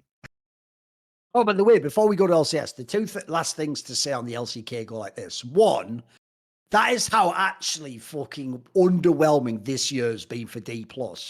Even with all that bollocks with Faker, they still couldn't get it together and win one BO5 against them. So now they're in the regional. And then the other part is, who else is in the regional? Dude, this is where you got to be careful when you meme. You know, I was making all those stupid meme comments about Beryl. This motherfucker just won't die. He's going to, mate, How is he? I'm so scared when I see his name in that resort. Please, please. Like, do we have to do some sort of fucked up ritual to make him not go to Worlds as well? If he goes, it's going to be so sad, mate. I'm getting so hurt inside. Because like I said on the last episode, the idea this guy was in 3 Worlds finals in a row. It's like such a He's won 2 of them. Trivia. Such a He's won 2 of them. I know. That makes him sound like he's like the mob boss of Korea, doesn't it? Like, I can't handle it. I can't handle it. It's outrageous that he has been in 3 in a row and that he's won 2 of the 3. It's even more outrageous than Bengi winning 3 world titles. At least Bengi was like okay at the game of League of Legends. The thing about Beryl is that he might be playing with one hand. Like, I don't know what's going on with this guy. The joke is Beryl's the one who needs the fucking HelloFresh subscription. Like, he needs to understand that it's not just about having the ingredients, it's about knowing how to put them together and complete something and enhance and bring out more of those aspects, isn't it? Like, this guy actually loses to the shopkeeper all the time, whereas if he used HelloFresh, obviously, he could have get everything he needs, get told exactly how to put it together in what order. You can't go wrong, can you? Delicious. Oh my God. I cannot believe this guy, but he can't keep getting away with it. He's not going to make Worlds, I pray to God, over some of these other players. Nah, it's just the iniquity. Like, the joke is, this would be Deft's career as well. So when Deft plays in bomb-ass DRX, obviously they go to Worlds and win. Then when he joins with Canyon and Showmaker, it would be actually like his career to just now lose to Beryl in this fucking match. Please, no. And then just immediately be eliminated from Worlds contention. Cool. Good job, guys. Good job. If DRX makes it over both the over one of D+, T1, or Hanwha, it's going to be absolutely outrageous. But you know what? Those fuckers did it last year. Well, if Beryl makes it over, they beat KT in Game 5. Carrier and Faker, then you know what? I think at that point we must all take a knee and yield fealty to Lord Beryl. At that point, we'll make some sort of a fucked up name for him. Where, like, because at that point he must be like controlling the world with like mind control or some shit. Like, he has to be on some next level. Like, essentially, I know he's not doing anything in the game, but he must have some extra ability that I don't know about. He probably has some genie that he's wishing on, but he already got his 3 wishes. He already got his 3 world finals. So how many wishes can this genie give? It will be outrageous if he makes Worlds, though. Like, completely outrageous. And it's the fact that he not only won 2, Monty, he did it in different teams. That also makes him look godlike. That actually, on the trivia, all the overlap makes it, like, in theory, like, you could actually, if someone didn't know the game and they looked up this info, you would unironically assume he was like a top 5 player of all time, wouldn't you? Like, if you look at his resume, it's like, this is so cracked out. He must be like a god. It's like, no, like, I don't have to tell you, never, not even at the first win, even with Damo, no, not you, probably one of the worst players in the team. Like, let's be real. I love it. Yes, the Ghost and Beryl lane, truly why they won a world title. Had nothing to do with Canyon, Showmaker, and Valkyrie. Too funny. Well, let's talk about LCS, and because now well, I'm not going to say we have some meat. We have some gruel. We have something to consume here in the LCS, and that is, of course, NRG ruining our predictions on esports bet back-to-back weeks in a row, heisting 2 teams for upset victories, and now they're going to Worlds. So I guess NRG is just going to Worlds now. That's a reality that we live in. Guaranteed slot, Thorin. They don't even have to play for that 4th place. They're just guaranteed. This is like fucking the career of contracts is like that fucking Bane pit from The Dark Knight Rises. Like, remember, he used to be on Cloud9 years ago, guys. Like, years ago, though. Then he just was thrown off into the wilderness, and now somehow he's finally climbed out of that pit to Worlds. Like, I don't know why, but he's not that good, by the way. He's still just bang average, but the problem is this one. I can't hit on NRG, Monty, because, like, realistically, here's how you have to do it when underdog results happen. They played better than you'd expect. They actually did everything they can. Yep. I can't hit on them, but I am going to hit on all the teams that they actually were fucking throwing against them. Like, Team Liquid one, I can forgive that one, because as we pointed out, the APA guys are lucky. He's only just coming himself. The Golden Guardians one, it's like, Golden Guardians, you have actually disappointed me so fucking much, because this year, like, your team looks mega well GM'd together. Like, actually, it really had, like, very very consistent like level of play this year. Actually did it. I was actually fairly even impressed how they played at MSI. I thought they had some games where they were in those matches. They played better in Cloud9. This series against NRG is just whack, boys. This is such a mad regression. It's like, and I'm sure this isn't the final form for Golden Guardians, and they'll get the Worlds too, but that's so sad. Like, this should have been a lock. I thought this was a lock, Golden Guardians. Also, look at the style of play, mate. They're supposed to just win all day through fucking jungle mid. This is your game, jungle mid. What's going on? Also, the throws. I mean, they almost threw the game that they won, too. Having these 4,000 or 5,000 gold leads, it was just embarrassing, man. Like, the way they tried to end the game in game number 1, instead of just fucking doing the Baron, was such an egregious shot call. Like, what the fuck are you guys doing? Why are you trying to push through and end in the mid lane? You don't have time to do that. It was quite clear. Instead, then you double back to Baron, lose a Baron fight, lose your entire lead, and then lose the game. You have to be hyper conscious about Baron in the current meta because it is so easy to end the game off of a Baron. Like, this is why teams are doing Baron at 20 minutes a game. Like, we've seen games, especially in the LPL, by the way, where if you lose your jungler at 19 minutes and 55 seconds, you lose the game. Because then the enemy team, if that jungler dies, they just walk right over to Baron, do Baron, you can't win the smite competition because you don't have a smite, and then the game is over. The game is just fucking over. Like, you have to be so aware. And what part of the reason behind this is you see some really high damage carries coming into play. Like, Kai'Sa can do Baron really, really fast. You know, Azir can do Baron really, really fast right now. There are champions that exist that just cut down these neutral objectives. So there's a very brief time window that, you know, there's not a lot of risk. Or here's another thing. You have a Maokai. Okay. So if they try and stop you from doing Baron, you just Maokai ult, finish Baron, and then leave. Or you have a Poppy.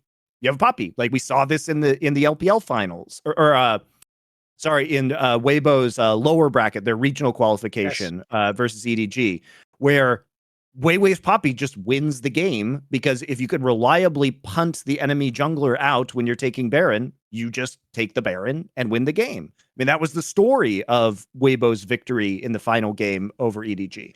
So there are a bunch of champions that are just incredibly strong at either taking Baron quickly or controlling Baron right now. And teams have gotten good enough that the push, the extra gold, even if you don't outright win the game, you achieve such a massive advantage in terms of gold or game state that it makes it much easier to win.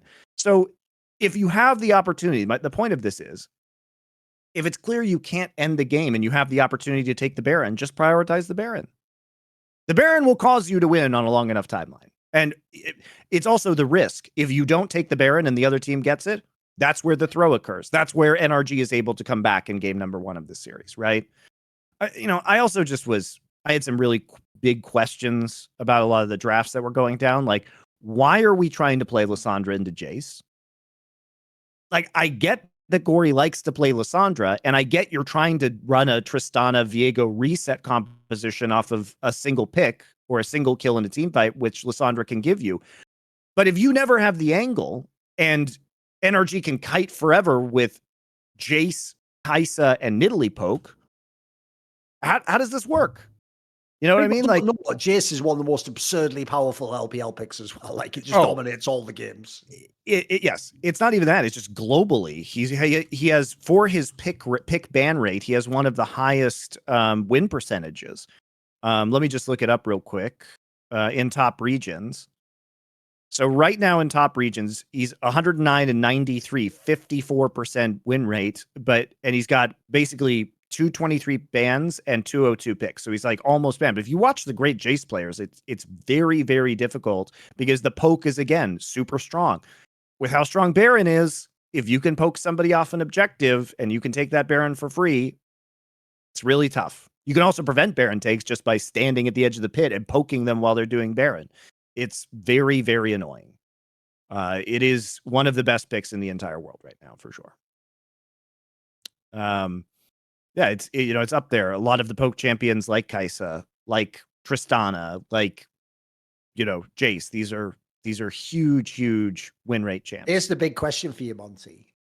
If you want, here's the thing, because I don't really give that much of a fuck about LCS anymore. Like the real problem is the teams just aren't. Neither does anybody else. Like even Cloud9 doesn't have enough angles to sort of like make me believe they can do anything nationally. I am at the status where I'm just like the fucking that Indian robber that Michael Caine was talking about in The Dark Knight. Like, some men just want to watch the world burn. Like, essentially, here's my question. I'm going to posit it again in the hopes of manifesting it.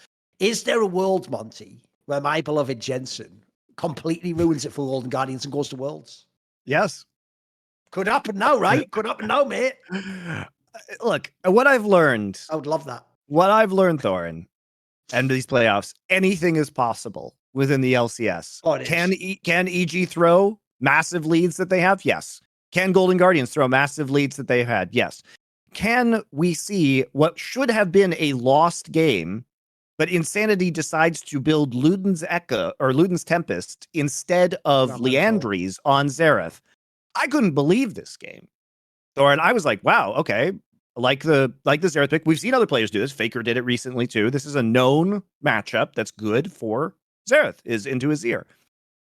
Why are you taking Luden's Insanity and trying to use all the charges of your ult in the late game on Tomo? They are literally taking Baron. If you have Liandry's and you just are firing into the Baron pit, you will do so much chip damage onto this team. You win the game. I honestly believe that had Insanity built Liandry's, that TSM wins this series. So you just can't account for the things that LCS teams will do. They have a good idea, but then the execution, or they have a lead and the execution is just so terrible that anything is possible. And here's why Dignitas could be good. Remember that we bigged up Dignitas towards the middle of the split because Rich was at one point an MVP candidate before he started running it down. If he pops off again and we see that ceiling, what were the problems on Dignitas? It wasn't Tomo. Tomo was quite good for a lot of the split. Jensen was bad, but now Jensen's actually having some good games. Santorin was kind of bad, but now Santorin's having some, decent games again. So if Jensen steps up and has that veteran presence from the mid lane, and Rich steps up again and Tomo steps up, like, is this a good team? Possibly. Like, when everyone is throwing, in a world where everyone throws, perhaps Dignitas can catch, like, I don't know how to predict this league. I thought at least when we got to best of fives, this would be a little bit easier to predict, but apparently it's impossible because you just never know when teams are going to throw a lead. You just know that they will. The question isn't if, it's when. and who will be the thrower? And who it's will basically be the like Cluedo. Who did the murder, when, in what room, and with what device? It was Tomo at the Dragon Pit with the bad... Well, I should have made it the actual one about fucking Liandry's salesman in LS, shouldn't I? Should have done the use Insanity around it. I don't know, man. Like, also, low-key, that is actually genius, even on like the alchemical correspondence, because a player whose name was Insanity fucked up in the most famous way LS has told everyone on stream for about 5 years not to build, and that cost him a game. Well, you know what the definition of insanity is doing the same thing over and over again and expecting a different result, isn't it? So there you go. Problem solved. It's one of those, like, welcome to Whose League Is It Anyway? The show where builds are made up and the gold lead doesn't matter. What the fuck is going on in this league? I have no idea. Like, can Energy win? Even though Travis fucked up, because this would have been the perfect time to bring it back. In some ways, his old show was an appropriate name for the theme of this year's LCS. Whose league is it anyway? You think Cloud9 is going to win? You think Cloud9's going to win, but will they just, randomly go 5,000 in the hole in the early game and have to claw their way back out due to ridiculous throws by evil geniuses? Sure. Will M&S run it down on Jace yet again? Why does he keep playing Jace? He keeps winning on Jace too. You look at his win rate and you think, wow, is this guy a good Jace player? Just every single time, like, they have to save M&S from his own Jace, and yet he continues to win. He's 3-1 this split on Jace. Oh my God. It I was can't those handle this. stories, though. It was the stories at MSI. People probably remember when I mention it now, where they were talking about like, oh, and then MNS was like going and talking to like Chovy because he hopes like in the future he'll be an LCK. Like, are you fucking kidding me? Is this a joke? Like, man, this guy he's gonna get torn up if he comes to LCK. Like, bro, you better just stay in the West. Just find a way to stay in LCS. Fucking, you know what? Get to know the Immortals guys or something, because like, there's no universe where you're going back to LCK, mate. This is not the move for you. I can say right now. You would get your ass torn up in that fucking league, mate. You're way too unreliable. He just didn't the Also, games, mate. also, MNS is just, this is the latest Jack heist, by the way. The question is who Jack He'll trick sells someone. MNS to at the end of this Yeah. split. Because he's not saying on Cloud9. There's no way that this guy is going to be on Cloud9 get ready. next year. He'll be like the FlyQuest mid laner or something. Get ready. It's coming. I'm telling you, it's coming, boys. It's coming.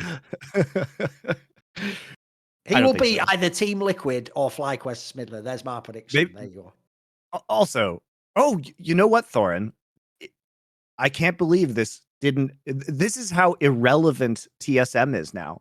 They actually escaped our downfall of our enemy segment at the beginning. Oh, yeah, true. Despite the fact that this might be TSM's last game in the LCS. What the fuck? How did they escape the initial segment? Well, no, ironically, guys, the show Summoning Insight, which has almost been going 10 years, is actually now going to win a War of Stamina with TSM, who, when we began the show, was the biggest North American brand in the entire game. We're actually about to outlast them. We're like this close to doing it. That's mental in itself, man. That's ridiculous. Because here's the thing, Monty, we couldn't even have dreamed of that manifestation. Like, the idea that, like, TSM just won't even exist in League of Legends, like, that's too much to dream of, mate. That is the ultimate, like, watch the bodies of your enemies just float by. Like, that's mental, mate. That's actually fucking mental. But it's because they are so irrelevant, guys. Like, imagine living in a world where TSM, you know, they just drift into irrelevancy. Nobody even cares about their brand anymore, which was always weak and just propped up by winning. The brand itself was, I mean, the name TSM, the logo, everything is complete garbage. They were a meme chant at best. Now they have a minimum salary roster where all of their players on minimum. Credit to their players, they overperformed based on expectation, which is also, guys, I know we like to get players paid, but this is also proof that esports isn't going anywhere, because if you've been around for long enough, people used to get paid absolutely fucking nothing to be in esports, and we still had amazing players and amazing champions, because it turns out the best players just want to play the fucking game and perform, and the most important thing isn't money, it's winning. That is the most important thing to these players. Now, I support the players getting money, but TSM, it's like, they fielded a very competitive roster while profiting from League of Legends. Like, they made money off of the revenue share this split. So credit to TSM's players, not to the organization, of course. They suck. But when we look at TSM, now here's the thing. Have we heard any news about what's going on with TSM for next year? No, we have not. Very interesting. Apparently, they're going to be another tier 1 region. Now, my prediction is they're just going to do a brand share like NIP did over in the LPL, where they just give the TSM brand and like have some sort of co-ownership arrangement with some like kind of minor LPL team.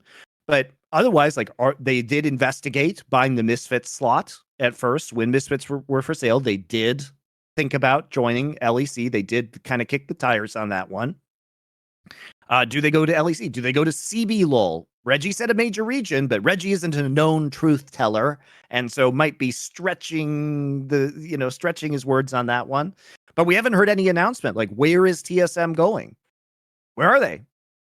You know, the ultimate irony, could it be that they made an announcement without a plan? They would never do that. They're very If you think about it, bearing in mind the context of what we've revealed in the past about Leena and her role as president, then she herself came out against Reginald and then used her fucking puppet / fucking minion Doublelift to also speak out on against Reginald. In many ways, what actually fucked Reginald at the end of his whole time in TSM, Monty, was not paying enough attention to and or skillfully being able to navigate his base life.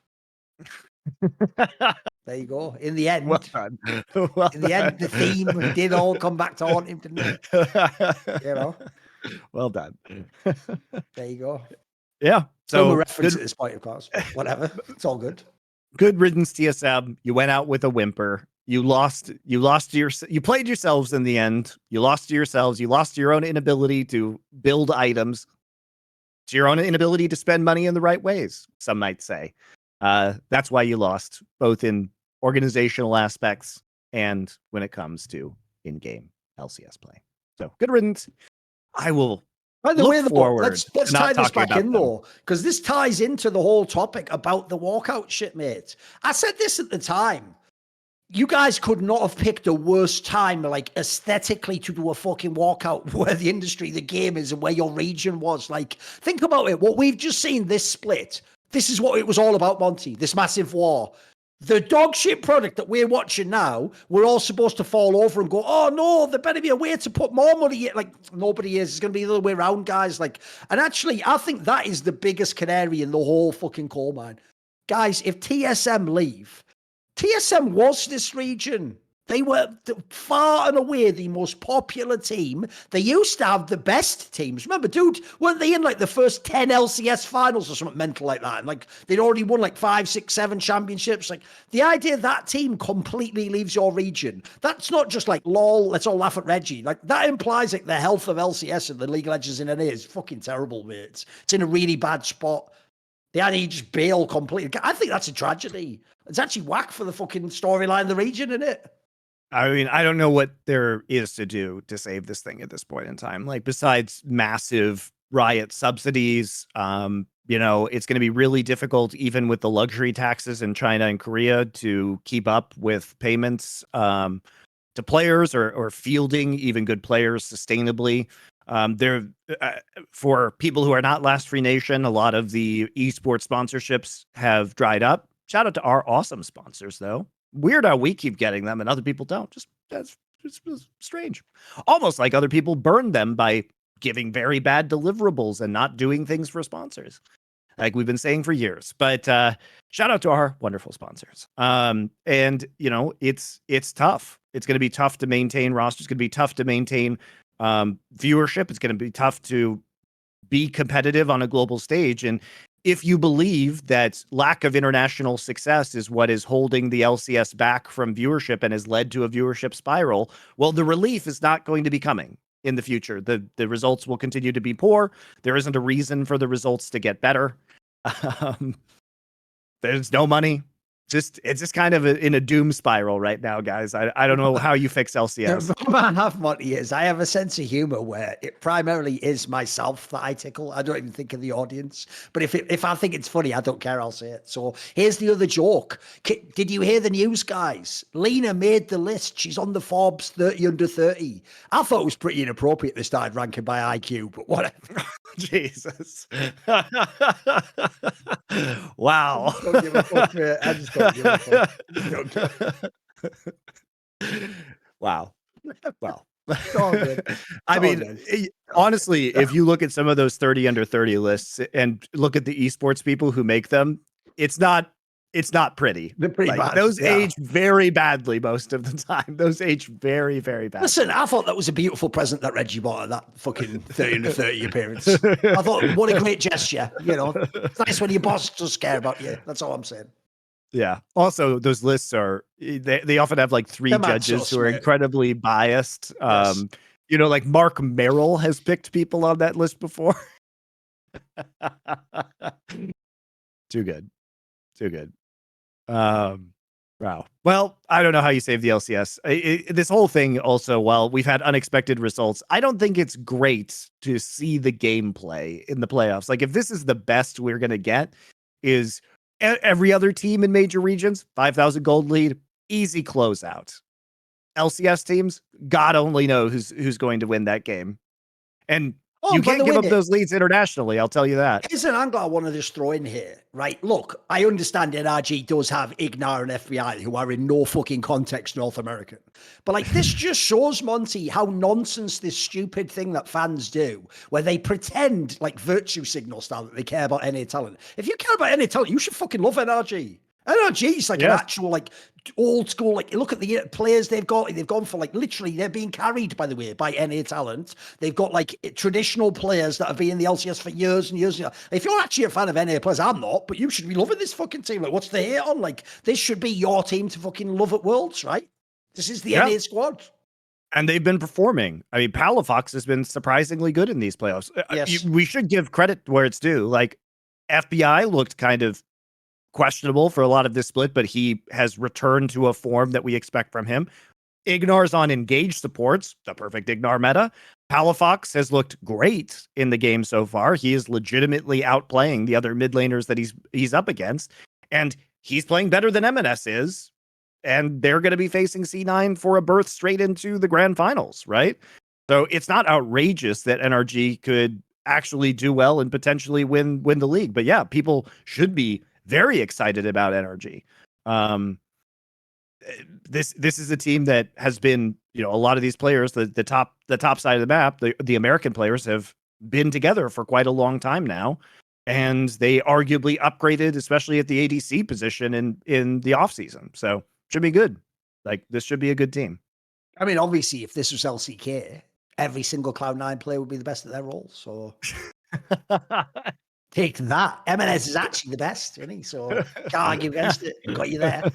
Got you on that. Can't argue that Jojo Pion's better. That's true. Can't do it. Yeah. So I don't know. LCS continues to be very strange.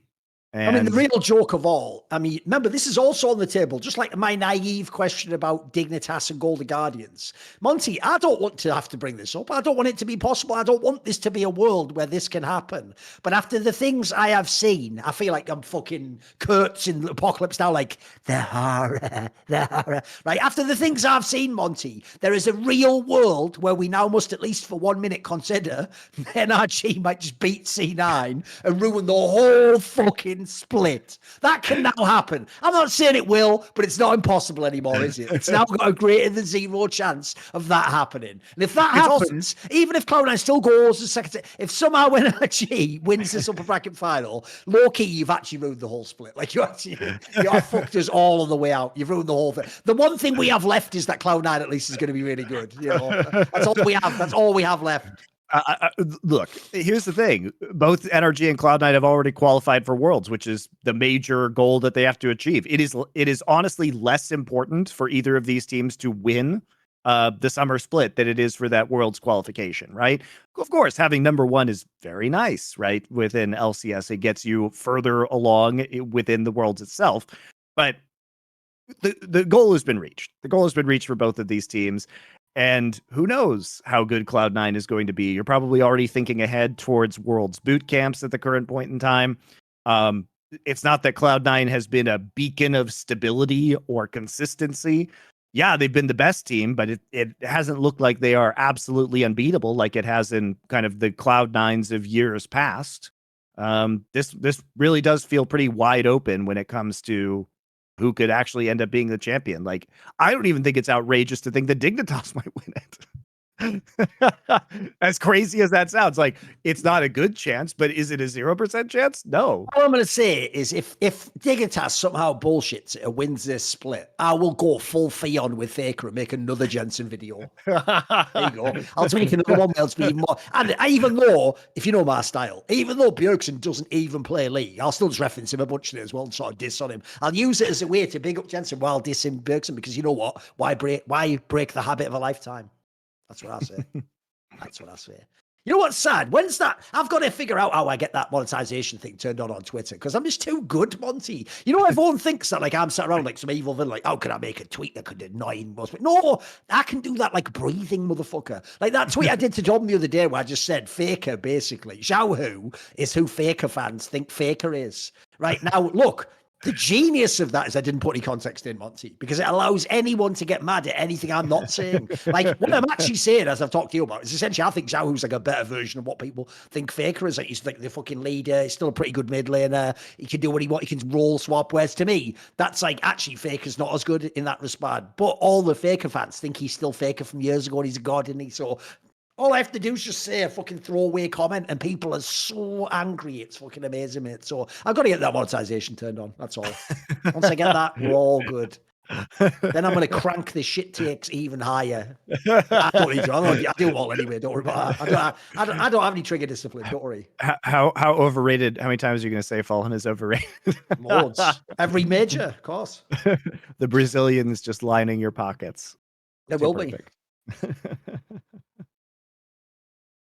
Oh man. All right. I think there's no LEC games for a while, so I think we're pretty much through the League of Legends portion. Let's turn our attention to some viewer questions after a brief break, guys. We'll be right back.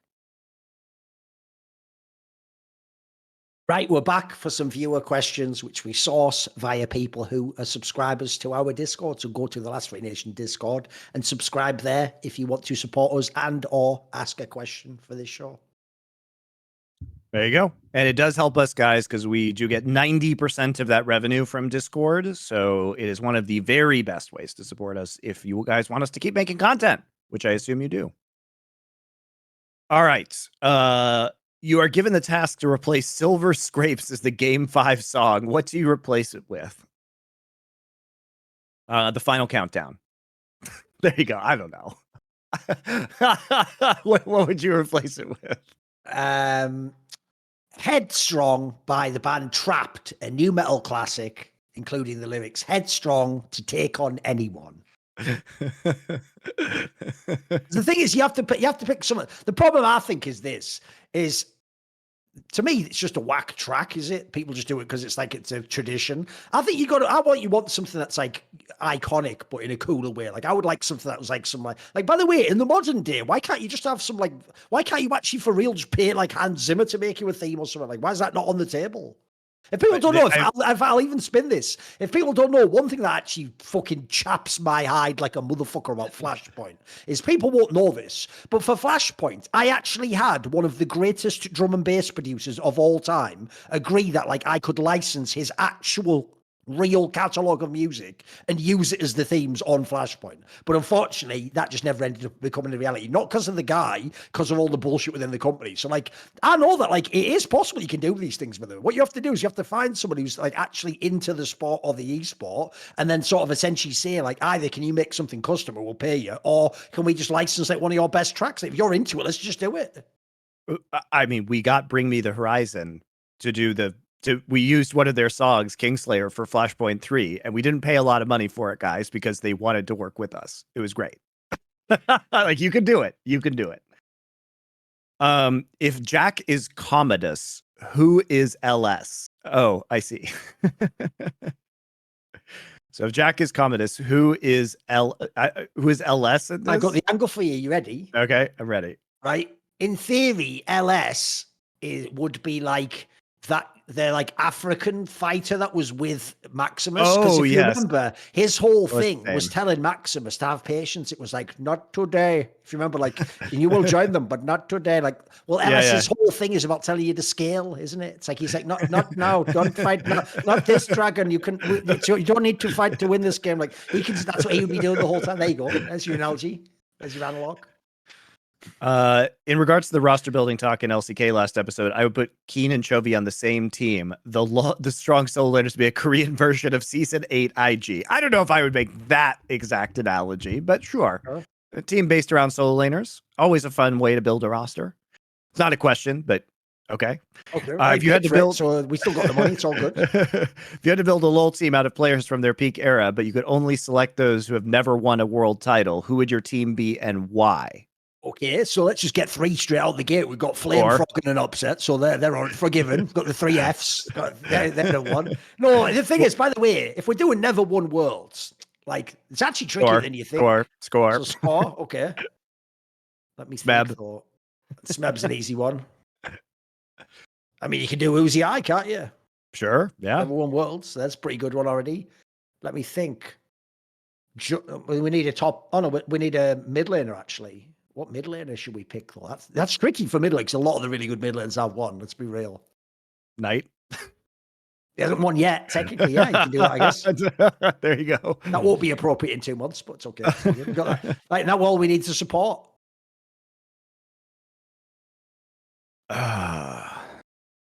Mickey X. There you go.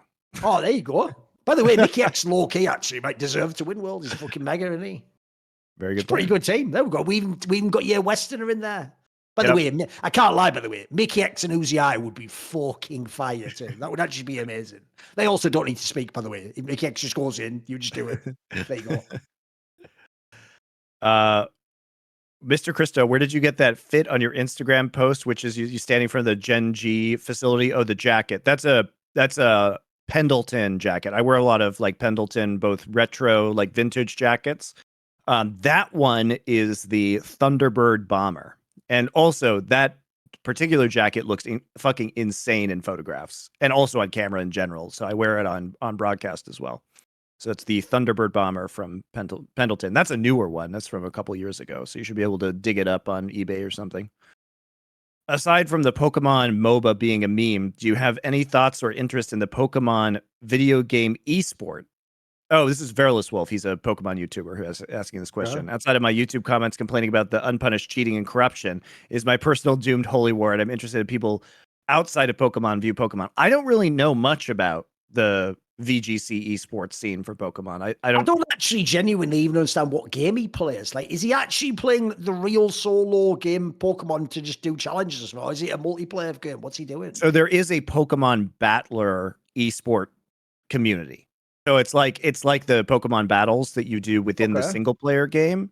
It's not the Pokemon United MOBA. It is the actual like the way that you play Pokemon in the single player game, but you play it competitively. I don't know anything about that. Sounds too niche for me. I just don't know anything about it, mate. Unfortunately, Verilous Wolf, I don't really have an opinion on that. I know you're like into that stuff, but I have no idea. I mean, I think it could be interesting because I like turn-based games quite a bit, and Pokemon battling is basically a turn-based strategy game. That's why the card game works so well. Is battling Pokemon is basically like a card game, right? I would be interested to see more turn-based esports because I like them, but I am not super familiar with Pokemon. It's never been an intellectual property that I've really gotten into. Like I've only ever played one Pokemon game, and it was the original Game Boy game when I was like 10. Does anyone on the LFN crew ride motorcycles? Not me. Monty and Semler both seem like the type to be two-wheel enthusiasts. I could definitely see Semler getting into it. I have a family, so don't think I'm going to be doing that one at this point in my life. Does seem great, honestly. It seems like a lot of fun. And maybe if I didn't live in Los Angeles, where the odds of dying on a motorcycle would be insane, I would do it. Like, I think going through the countryside on a motorcycle sounds like a beautiful way. Like a motorcycle road trip to America sounds fucking great. Mate, the idea of being on one of those highways in LA with a massive like 18-wheel truck coming next, like I wouldn't even do that for 1 second in my life, mate. At that point, I don't even have to be the bad driver. He can just kill me anytime, can't he? I'm dead. So the thing about Los Angeles is it's one of the few cities in America where it's legal to ride motorcycles in between lanes and traffic because they want to reduce traffic consumption. So I know Rivington does this. It's actually a very efficient way to get around LA. Unfortunately, the odds of you getting crushed or like merged into while you're doing that are very high, and so or higher than you'd like. An older friend of mine who spent a lifetime riding motorcycles gave the advice to me that you just always have to you have to drive like everyone is trying to kill you, and you have to assume everyone is trying to kill you at all times. There's just too much that can go wrong. Like I said, I have a family. Wolf rides a motorcycle in Seoul. He actually has it's more of a lot of the motorcycles like you see in Asia are not like Harleys, right? Or BMWs. They're more like lower CC mopeds that people just use to get around. So Wolf rides one of those because it's an efficient way to get around Korea. But he's the only one. So you can ask Wolf about that, I guess. What do you think of a ladder format for League with a permanent champion? Ladder format for League. How to have deterministic rankings where 1 week or fortnight the odd place teams defend and even place the other. BO5 championship, BO3 contenders, BO1 the rest of match. I don't know what this wants it to be like MMA if you think about it. So it's more like you'd have like a champion, then like you'd have a list of like a title belt and work your way up. Yeah, sort of like. But it's not a terrible idea. But the problem is when you phrase it like that, I don't think people would be into it. But like I've actually postulated many times for CSGO, for example, that bear in mind the industry currently is based around viewership and showmanship, not like the sporting angle. I actually do think if you did a really good job with it, you could have a thing where it's like a worldwide challenge. And essentially, I wouldn't make it like a whole thing. I would make it like a traveling roadshow. Like the idea would be if I took the current League format, since we're all League fans watching this show, imagine if Worlds is a few months away, but in 2 weeks we had a thing where it was like fucking KT plays a show match against JDG and the winner gets $1 million or something like that, like, and like some belts or something, and then the winner defends in 3 months afterwards against some other team. That would be cool if you build it up right, you know, if you had, because the reason why that would work is you do it like UFC, you do a big countdown show documentary with all the talking heads. Well, it'd be amazing when KT plays against shit. It'd be fire. If you did it right, I think it could actually work. Better than it's just a sport about eyeballs, you know. It would be really cool. Yeah, it says regularly have regional champions play for a chance at world championship. Yeah, you basically just trying like a fighting sport. I think it'd be an interesting experiment for sure. I would love to see somebody. I think it suits the landscape of, like I say, the financial aspect of our industry currently. Yeah, it also, I mean, would allow you to sell pay-per-view probably because you could really hype up matches. I mean, that's one of the reasons why boxing and UFC are so lucrative, because you monetize a lot better per viewer because you can hype the ever-loving shit out of this.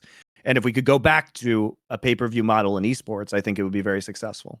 And remember, the other genius of sports like MMA is, aside from for the championship belt, Monty, you can book whoever you want. So essentially, the UFC can just make the fight they and the fans want to see. Yes. So like, the analogy would be, yeah, obviously the world championship belt would be like KT against JDG. But the point is, because we can just set up fights we want to see, we can just make like a G2 versus BLG series or something, you know, like you can just pick whatever matchup you want and create that custom matchup to make it awesome, couldn't you?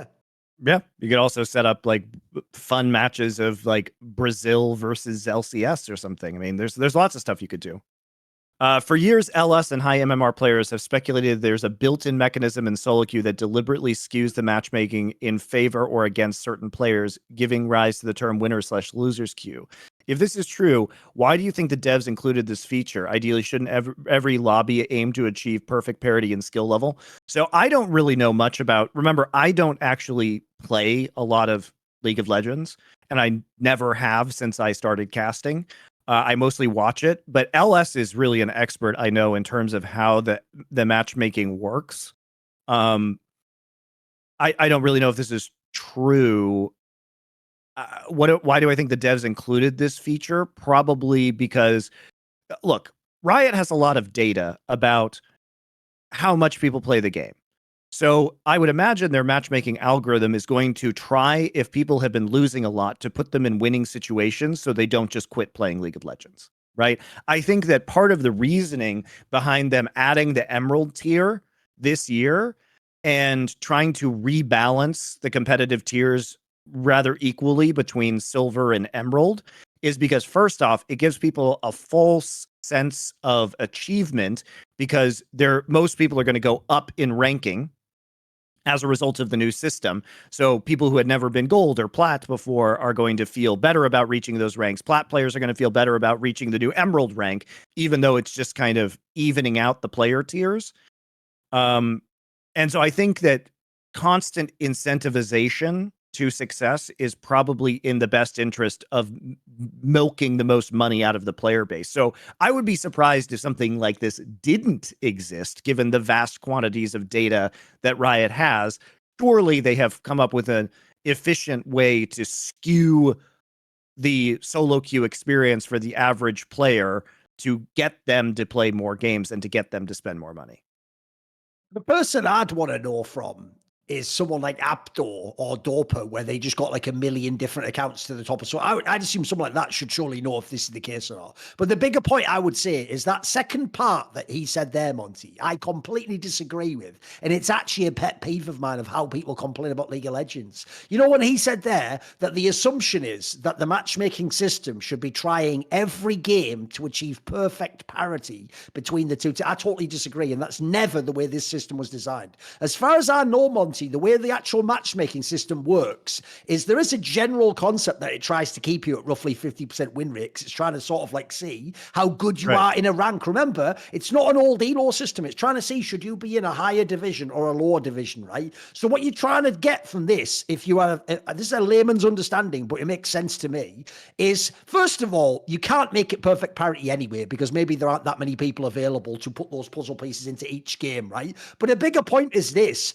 you know, even pro players used to complain all the time on social media and go, what the hell? I just won a game at Monty and I only got +3 LP. But if I lose the next game, I'm -20.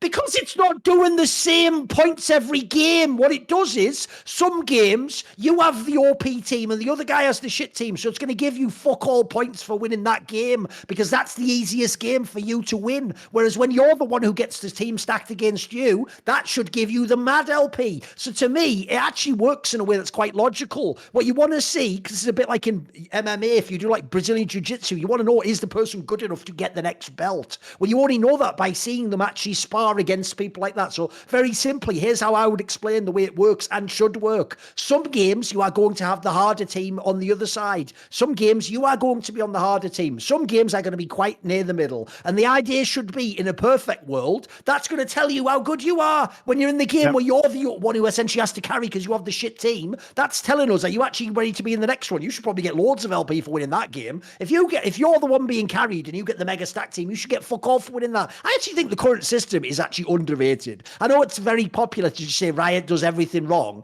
I think for what they're trying to do, the actual matchmaking system makes sense to me. I've always thought it's silly that people argue, because what I just said there is a classic complaint to this day, when they make it sound like every game should have equal LP. Like, no, to me, it actually does. If you want to test where someone should be ranked at roughly, this isn't a bad system for it. I'm sure it has flaws. Look, I think Riot's probably has an amazing matchmaking system. They have the biggest competitive game in the world. They have the most data. I'm sure they've hired some really great people to do this kind of stuff. So I don't really think the MMR or matchmaking system is that big of a deal. After seeing IEM Cologne finals yesterday, it was crazy how after every round there's a fan sign being shown on stream, some of them not broadcast appropriate. Well, can you tell any outrageous / funny stories about people showing signs on broadcast, excluding DreamHack Hell in a Cell? On this event, they were literally showing signs saying things like "Blame F, suck me dry." Like, for real, in English. I love this shit. I love this shit. Right.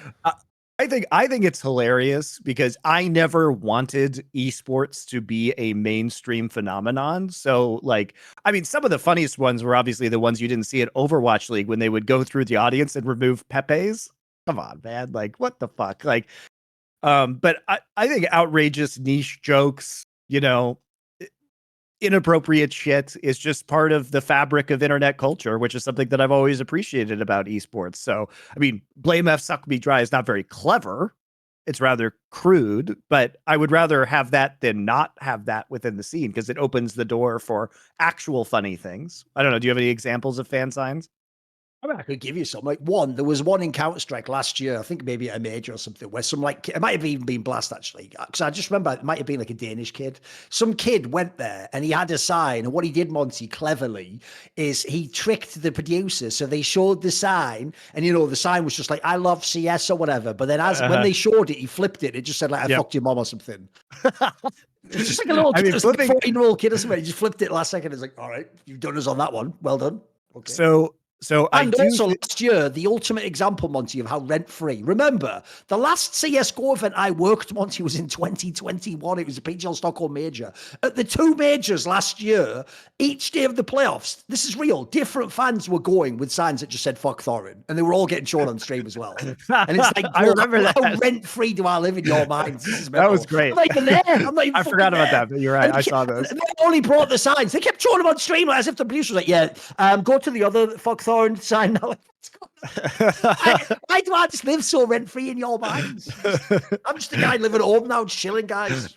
Mad, isn't it? I do think that we've mentioned this before, but we'll have a more serious conversation about this before next week. But I do think it's probably worth it for us to start doing at LFN bounties for you guys, just to get funny shit into audiences. So we will discuss doing a competition for the LCS finals where we'll put some cash prizes out for you guys to get signs on camera, and we'll try and pick the funniest one if you guys are successful in doing this. Partially because it will make Riot very angry, which is always amusing for me. But we might do this for Worlds too. If any of you guys are going to be in Korea for Worlds, I will be in Korea for Worlds. That's where I'm going to be heading to later in September for a while. So we'll see. I think it would be a fun program to do some sign bounties. Nobody's ever done anything like this in esports before, and perhaps you do the old flip the sign around after you bait them into putting you on camera. Hopefully you don't get kicked out, but if you do, we just have to acknowledge that that's the price you pay.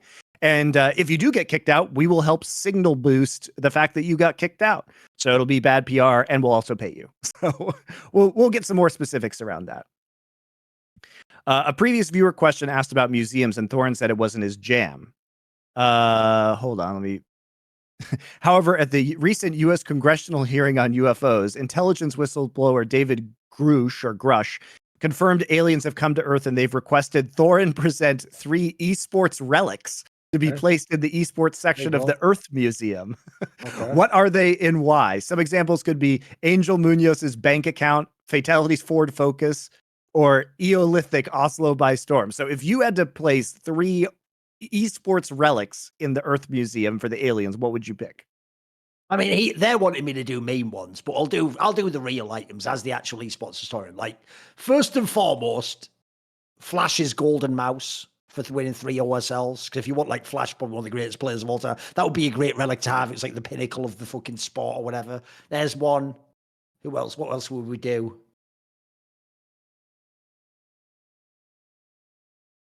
What would be a good one? I'm trying to think of something really fun for the other ones. I need something for, like, Counter-Strike or something. What would we have for Counter-Strike that we could actually represent? Probably just I'd put a preserved pierogi made by Carmack's mother, because that is the greatest food ever created by the human race. It's the pinnacle of our civilization. And Carmack himself told me his mother was the best cook in the world. So logically, I would want them to present the pinnacle of human cuisine.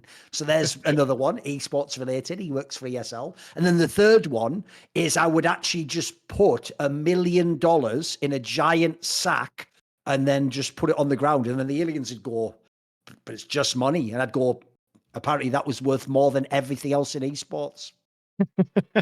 We traded it all for that. See, we that traded $1 million? All for the money. So we traded everything for that. Everything was worth more than that. How about the contract that Riot signed with DreamHack for the first League of Legends World Championship, which is when Riot invented esports? That's the foundational document of esports. The 2011 contract with DreamHack. The joke being that if you look at the way Riot has behaved ever since that time period, it does feel like Riot was on some like Biff Tannen shit or whatever, where they went back and tried to pretend they invented esports by arriving in 2009 or whatever and doing all that shit. Like, this does look like how a bad movie villain would actually attempt to like rewrite history in the way that Riot did do esports itself, because they even came and intentionally used one of the worst formats ever to just ruin esports for 10 years, and they won. They succeeded. Yep. It always bums me out when the LEC season is coming to an end, because it means no more Best Damn League show. I know Thorin and Dom mentioned they would do an episode during the regionals, but can we get some Dom on Summoning Insight at least once throughout Worlds? You 3 together are goated. Well, Power Spike will be going on through Worlds also, in addition to Summoning Insight, because we have the trolley sponsorship. But it depends on Dom. I mean, I'm always down to have Dom on SI as well. You know, if he has time and inclination to do that, perhaps in the playoff bracket when things get a little less crazy in terms of his co-streaming, that might be something we can inquire about.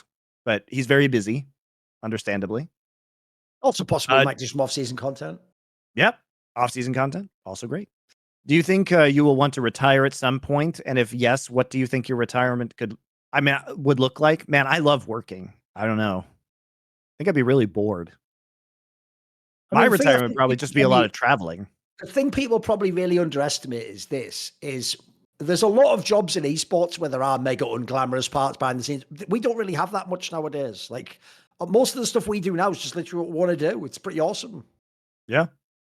In terms of content creation, like here's the thing. I might retire from esports at some point, but would I retire from working, doing other content? Like, I've been really enjoying doing the culture content. I might just make different kinds of content, right?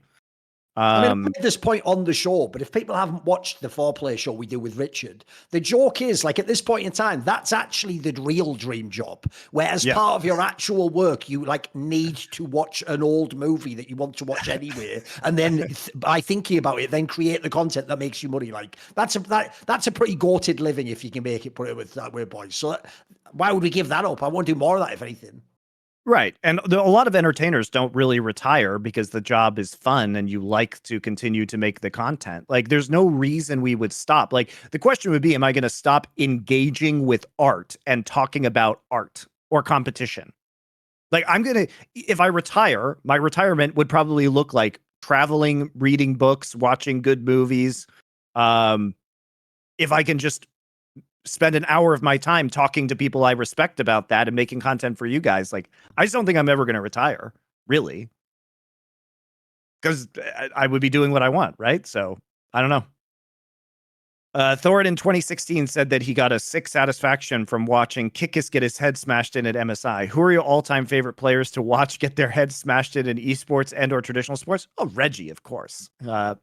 Mine personally are Eli Manning, because he was never better than Philip Rivers a day in his life.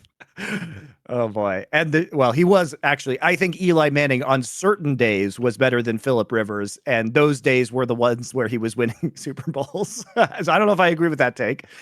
And the Shy, because I fundamentally dislike players that are rolls of the dice that get overrated by their peaks and have their obvious flaws ignored. Yeah, those are fair. I mean, obviously Reggie's the funniest one because he would just play badly at the end and then scream at his teammates. So watching him lose at Worlds was always really fun. Really fun. You have any players that you like seeing lose? It's usually just overrated ones, usually, isn't it? Like, I mean, TSM was funny in League, mainly just because how stupid the fans were. Like, they all really did believe it was going to go awesome every year. That's a classic one. Who else? I mean, I did enjoy watching Bjergsen lose, not because I dislike Bjergsen, but because I dislike the fan base around Bjergsen, right? I dislike the fans. You know, I disliked a lot of the Fnatic fans too. So even though I liked like Xpeke quite a bit personally, like I did enjoy watching Xpeke lose, I will say. Sucks though, because there are people you like that on a personal level you don't want to see them lose, but their fans are just so egregiously annoying. I mean, T1 is that, like, I don't want to watch Faker lose now. I love Faker, but T1 fans are really annoying. So I do enjoy it when they lose. The problem is, a lot of the ones that I don't like, the very problem is that they didn't lose at the right time. Like, I do enjoy seeing motherfuckers like King and just showing for who they actually are. But essentially, he's just won forever, hasn't he? He won Worlds, for fuck's sake. So, like, what can I even do about that when he wins that one over me, doesn't he? So I'll take the little wins I can get, but there's not that many, is there? If anything, I actually think the schadenfreude of seeing someone you hate get beat up isn't even vaguely close to, like, the feeling of actually seeing the people you want to succeed fail. That's way worse, Monty. Like, you don't really enjoy hating on people as much as it really hurts to see people you really like not win when you hope they will, you know. That's probably still the worst feeling ever in esports. Which top team will barrel eliminate this Worlds in his inevitable path to his fourth consecutive final? D plus is right there. That's all I'm saying. That's all I'm saying. But at Worlds, who will they eliminate? Who will they eliminate? Ooh, so here's what would happen.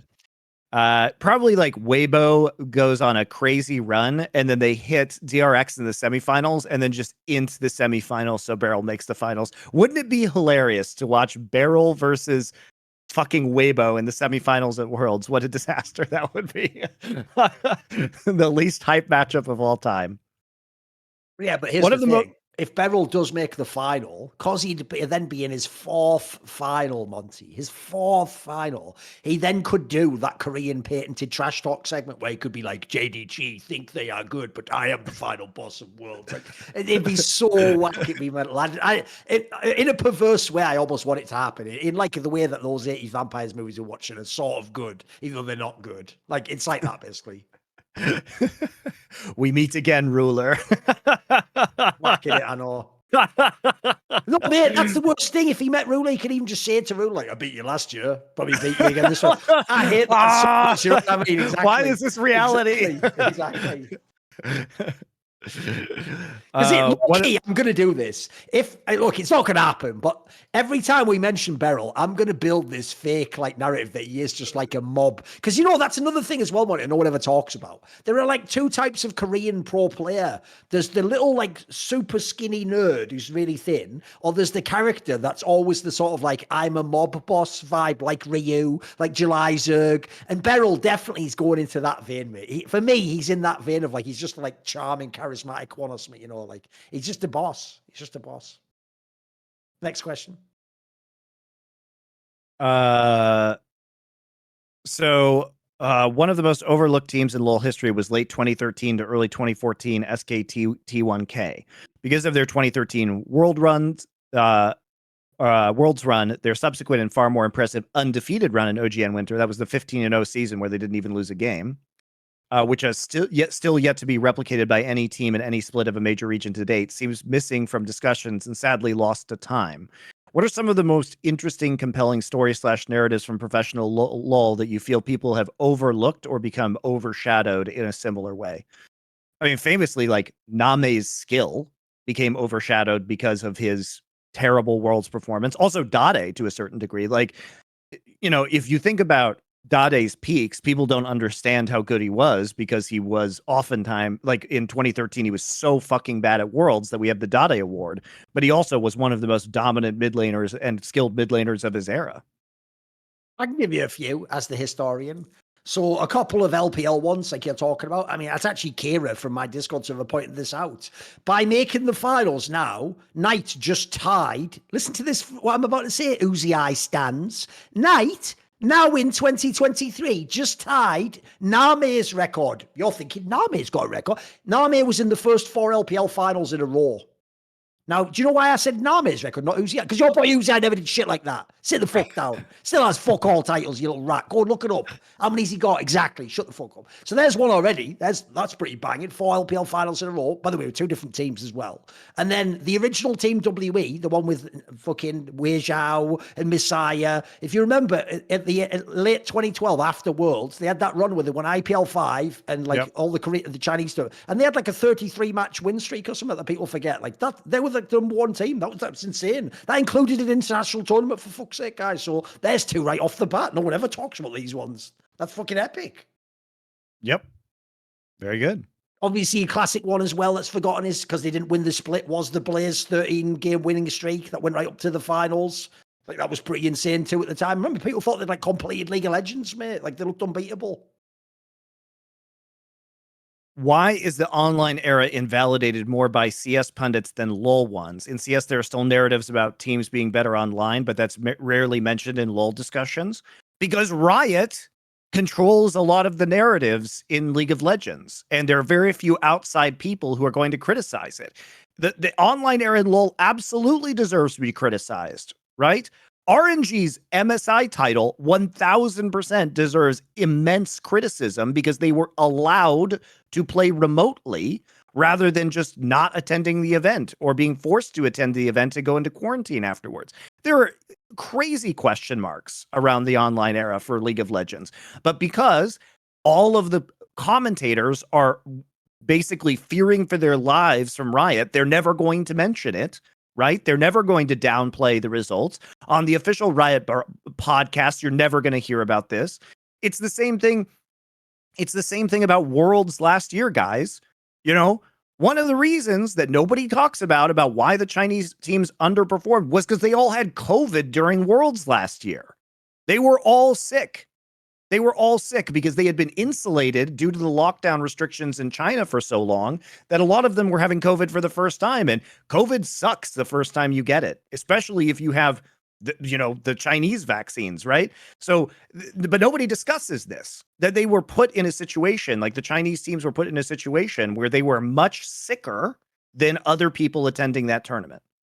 So Riot just gets to memory hole a bunch of shit, basically. They're just allowed to do it. But the online era was garbage.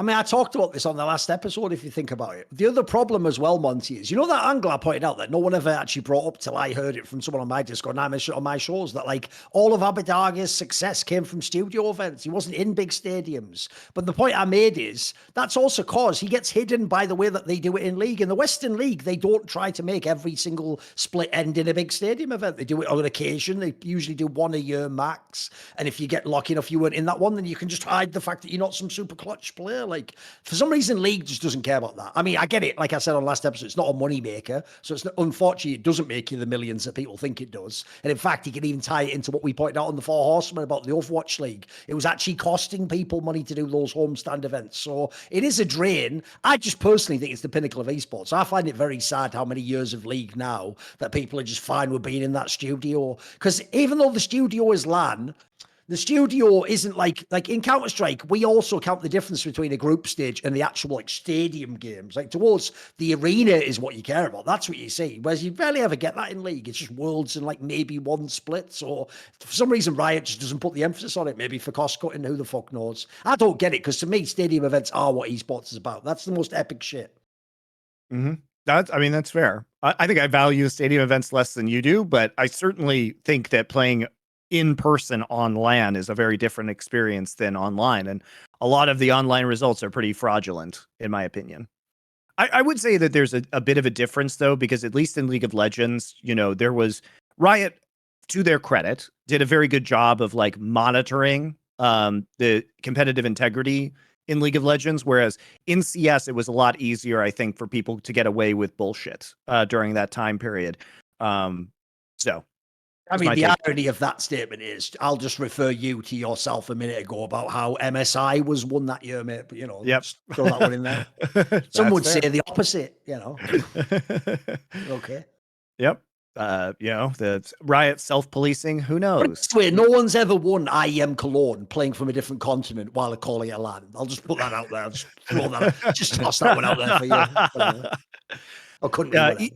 Are either of you fan of Alan Watts? If so, any particular takes or position that you like? I am familiar with Alan Watts, but I really haven't read much of his work, which is surprising to me because he does seem like an interesting figure. Perhaps I should remedy that for myself. Have you read a lot of Alan Watts?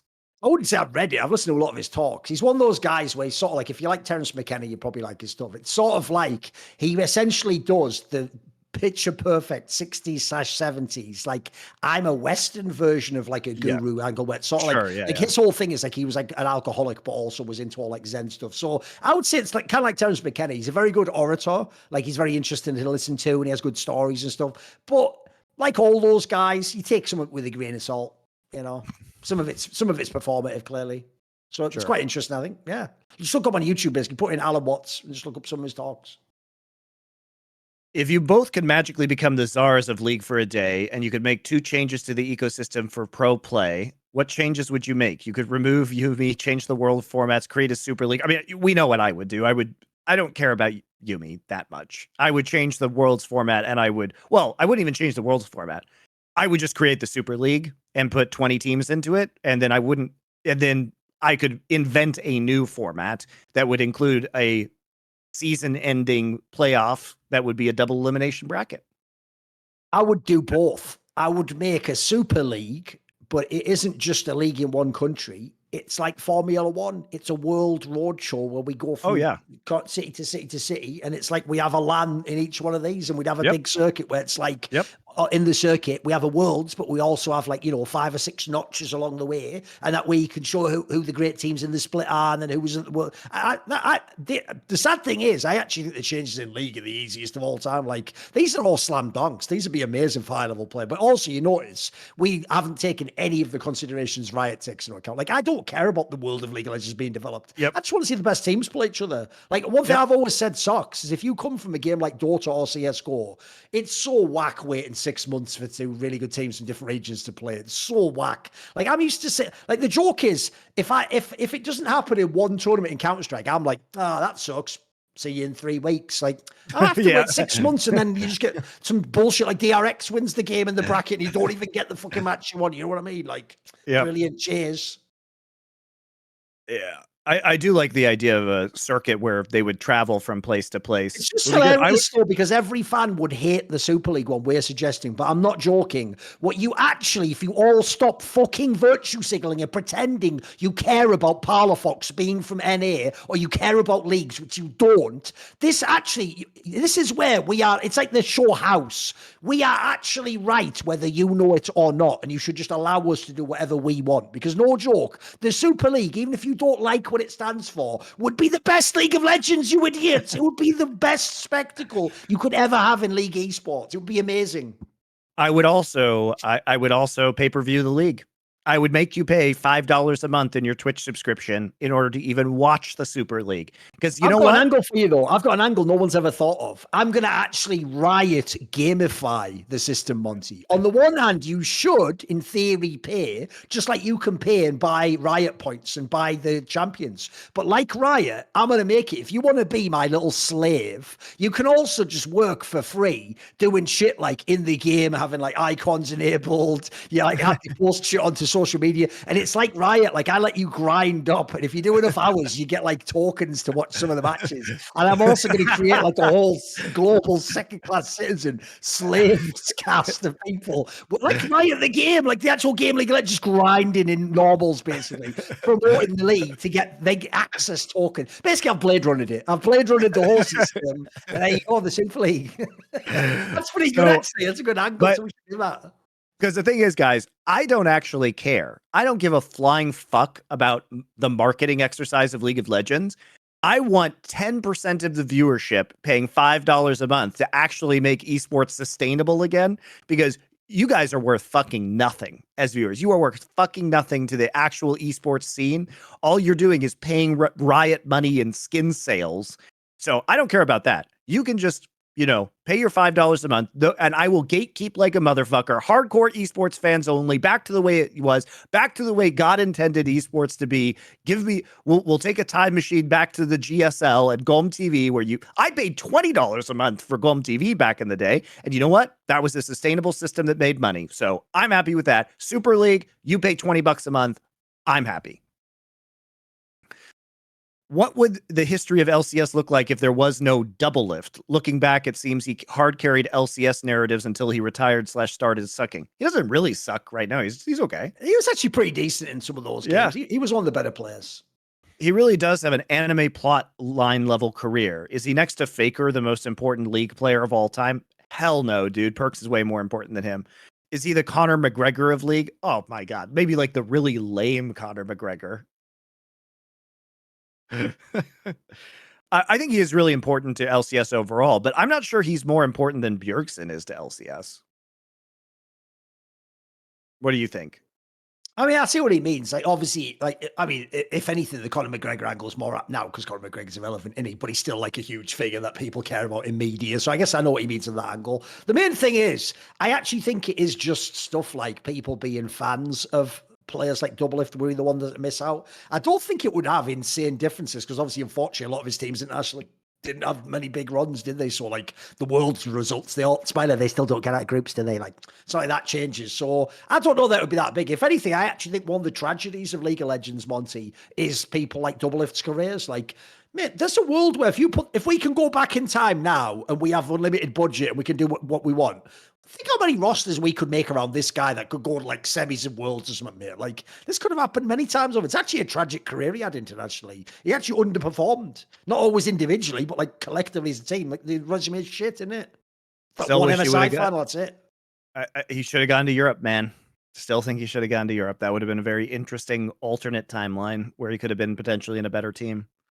But I do think it would have taken a pretty big hit. Obviously, Doublelift is extremely popular and people love watching him play. And he's the best NA player to ever exist. And he's had an insanely long career. So especially for fans who are older and who used to watch him play in like 2010, 2011, he's been the consistent part of their League of Legends experience in North America. So I do think the audience would suffer without him. I've got the what if for you.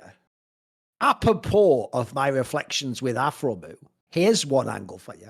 When they started franchising, and obviously Afromu ended up going to 100 Thieves, he had an offer on the table to go with Doublelift and be in Team Liquid and reunite the Rush Hour bot lane. That is one thing I thought the second I finished that interview. It's like, bro, I get that they had like a minor difference of opinion after like the CLG, but like Afro Moo and Doublelift is some like Kobe Shaq shit. They should never have broken up. They should have just played together for like 10 years. That would have actually been amazing. Like the actual raw chemistry they had was unbelievable. And if people don't know, Afro Moo did become like the next Chouster who could have been the brains to like lead the brawn of Doublelift and actually be fucking, that would have been a real, they should have never broken that duo up, mate. That duo was amazing. Imagine if that one just plays together their whole careers. It'd be sick, wouldn't it? Be fun. How to deal with a legal system that is corrupt and a failure? Well, you can't really, is the answer to that question. You're in one. You're in one, Yeah, or whatever exactly. that shit thing from Pirates of the Caribbean is. Yeah. You don't have a choice, For example, I know a lawyer who said he'll defend Light Yagami with his life because the method of killing is not physical, so it's not in the law books. Thus, Light can't be convicted unless it's done outside the law. Okay, I mean, maybe it's not literally. You defend Light Yagami because he was a fucking baller, and all those other characters were shit. So he should rule the world and decide everything. We can all agree with that, right? So, what did he do wrong? Just killed some shit character who should put his knees down. That's about it. Spoiler, just knew the whole show there, by the way. Also, as far as the letter of the law, sure, but the spirit of the law, what Light Yagami is doing is murder, and I don't think he would get away with it in a courtroom. If you could prove that the death note was killing people, I think the intent to murder is pretty clear cut, right? So I don't know if you win that one. I don't know if you win that one. So I mean, yeah, is there an uncorrupt or not failing legal system? It's just less failing or less corrupt than other legal systems. And no, you can't deal with it. You are trapped within the governmental system. So that's just being alive, man. And that's what being alive has always been. Being a longtime fan of the Indiana Jones franchise and with the recent release of the last film, do you think there can/should exist a new franchise with the same premise? And why do you think attempts like the new Uncharted movie largely failed? So I'm an Uncharted fan of the games. I played all the games. And I've said previously that I fucking love the Lost World trope. Like I eat this shit up, man. Like I played all the new Tomb Raider games, played all the Uncharted games, love the original Indiana Jones movies. I love the kind of fictionalized, like the way that you take old societies and real history and make them like magical, I think is really cool. Like I really love that shit. So the premise has existed for a long time. Like it goes back to like the Alan Quatermain, like, you know, novel series. And it's a 19th century premise. You know, King Solomon's Mines, these kind of books. I think it's great. I would love to see a new version of this. I haven't seen the Uncharted movie, so I can't say why it failed. I have no idea. I have no desire to watch the Uncharted movie because I know it's bad. But I don't see why. It's been, you know, we've had like 150 years of pulling from historical records and making them supernatural, right? So that's what the Indiana Jones movies were based on in the first place. So sure, why not? Why can't we have that? Do more of it. Do either of you have a guilty pleasure book, movie, or TV show? If so, what is it? I mean, my name comes from kind of a guilty pleasure. I don't think The Count of MonteCristo is the best piece of literature, but it is like a fun pop culture 19th century, you know, serialized novel. This was The Count of MonteCristo, you know, Dumas and Dickens's work were the Game of Thrones of the 19th century. This is what they released them week by week in magazines and newspapers because that's what everybody talked about. It was that weekly episode coming out. And that's why these books are like 1,000 fucking pages long now. They were never intended to be read as novels. They were pop culture. That's what it was. So I would say, yeah, sure. That book. Do you have any movies or TV shows? Okay, I'll pick a movie. Here's a guilty pleasure of mine. I fucking love the movie The Ninth Gate. Is it a terrible movie about Johnny Depp summoning demons? Yes, it is. Do I love that movie? Yes, I do.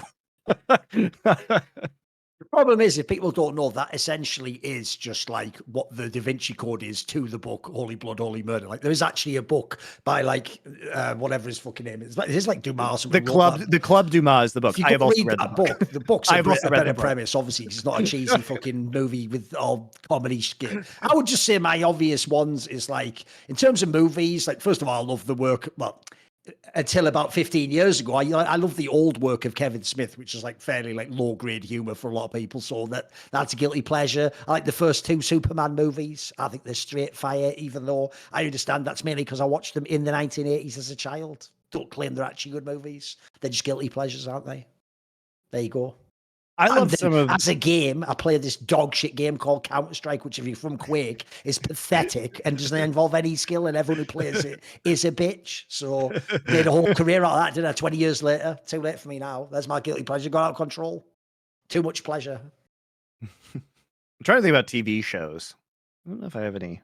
Are you fucking kidding me? You keep telling everyone The Expanse is the best ever, and you never include what I tell you to include, which is season one. Because when people watch season one, I like season one. They're gonna think you're a fucking idiot, though. They're gonna watch that like this is he's loving. Like you gotta warn them in advance. You gotta have a disclaimer. I caveat season one every time. I say I like it because I like it. Guilty pleasure. There you go. Okay, fine. Okay, the season one's my guilty pleasure. I'll take that one. I'll hold that one. I'm trying to think of some other films. I mean, like, I think the movie Death to Smoochie is hilarious, even though it's like, I just love the premise with Edward Norton and Robin Williams. There's a comedy movie. Yeah, I think that's fair. How would you bring gladiatorial combat back? What would you change? It wouldn't change. First off, I would bring it back. Second off, I would change nothing. There you go. I think that if people sign up knowing that there is a possibility of death and willingly engage in that premise, that it should be fine. I think people should be able to choose to do that. And I think that I honestly believe that there has been that gladiatorial combat, as the ancient Romans did it, was the peak of entertainment. Is it horrible and unethical? Yes, it is.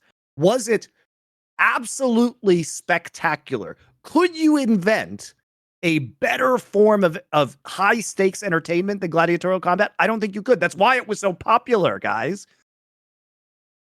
I don't know about actual gladiatorial, like he's talking, like actually the movie Gladiator. But one thing I am fascinated by is the era in like the 17th, 18th, 19th century of dueling. I do find that mega fast. And I love when you actually, like, I actually love reading stories of people who were some like Barry Lyndon type motherfuckers who were actually like doing that shit where like just over minor offenses, they were just having duels with people. Because I've always said in some ways, this is why I never bitch and moan like other people do. You know, when people complain like, oh, you know, there's all these problems, guys, I'm so glad to exist in the world I exist in now. One, if I exist in so many other past eras, I'm instantly dead for like blasphemy, heretical thought. And if not, if they just don't get me with social norms, which I'd be fucked on. Now I can just do a tweet and people go, we're cancelling you. I prefer people say they cancel me than an actual mob with pitchforks and fire come and burn me to death. Or the Catholic Church Inquisition. That one. But the thing is, the other reason why I would also be fucked in any past era is if we live in one of these eras like this, either feudal Japan with samurai swords or Britain or Germany when people, even officers, are doing those like fencing duels, I would either be the greatest swordsman ever or dead. Because you know how I operate on Twitter, people, I would either be Miyamoto Musashi, some like little god tier fighter, or dead. You would never heard of me. So I'm so glad to exist where I live now. That's what I would. Because I find it mad fascinating, the ones, because if people don't know, even till the early 20th century, that was still a thing where like officers who were from the upper class would have these duels as a way to resolve conflict. Yep. And pretty recently too. I mean, that was some 18th, 19th century shit. It was still going on. Yeah. The other way to bring gladiatorial combat back is like, you guys realize that gladiatorial combat is coming back eventually with technology, because again, like I said, there is no more peak entertainment than gladiatorial combat. So what's going to happen is when VR gets good enough, guys, imagine if I was wearing a full body suit that could track my like strength or movement, and I'm in VR, or even you just have two guys with fake weapons who are digitally placed, like the suits are reading their movements. And so you could bring different combat styles, and basically you can fake a gladiatorial fight where they are fighting in real life with safe weapons, but if they hit somebody's arm, it gets cut off or something. And what you're seeing is the digital recreation of their movements. Gladiatorial combat is coming back. We just have to wait for the technology to get there. It will come back. It'd be like watching UFC, except with gore, fake gore. What LPL results surprised you the most, and what are the chances Weibo is this year's DRX? It's possible. It's possible. And I don't think the obvious result is like fucking LNG beating BLG is the big shock, obviously. It's supposed to be only JDG could beat them. Right. So, I mean, I think I don't know if LNG was that surprising because the upgrade on Gala, I mean, maybe Zika's performance was surprising that he would get to that level. Weibo always had a chance to make it through the gauntlet because, like we said earlier on the episode, all the teams were flawed for the fourth spot. So, you have also he wants a comment on Zhao Hu's legacy. Obviously immense. What a great player. Super good player.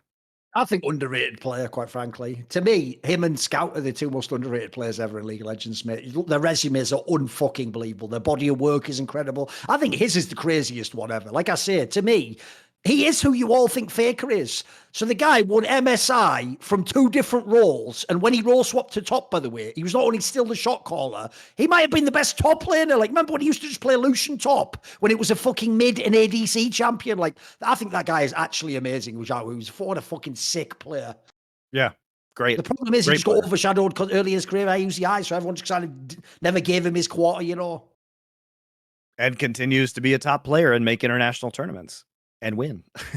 Oh, mate, off the top of my head now, he must have like now he's qualified with 2 different orgs to Worlds as well. People don't just do this stuff. By the way, that was an interesting stat you might have saw people said. The 4 mid laners for Worlds are the same again, but they're all on different teams from the LPL, Monty. That's ridiculous.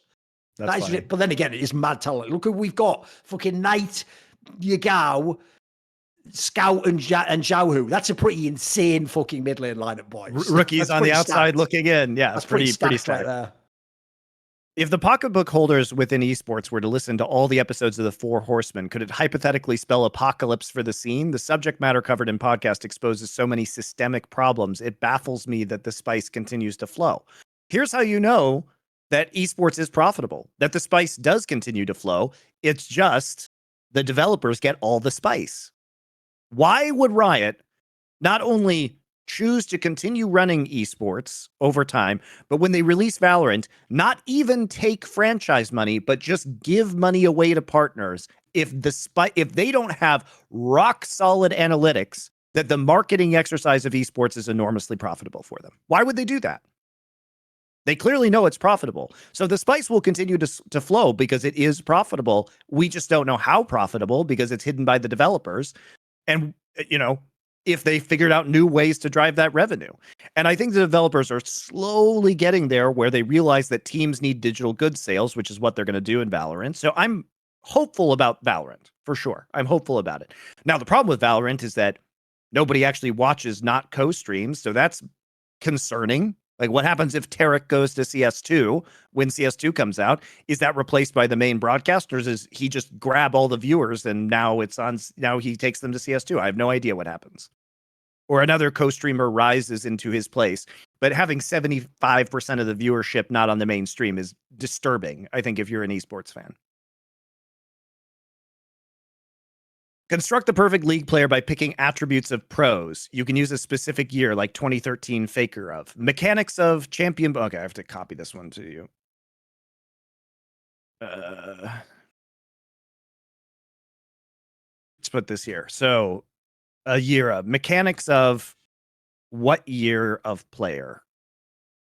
I don't know who had the best mechanics. Probably one of the Uzi years. Probably early like an ADC. I'm thinking, yeah, Uzi could definitely. If you think about like peak Uzi, I don't know when that would be. Would that be like season 4? Is that season 8? Who the fuck knows? But his mechanics were fucking absurd at their peak. I think that might be Uzi for that one.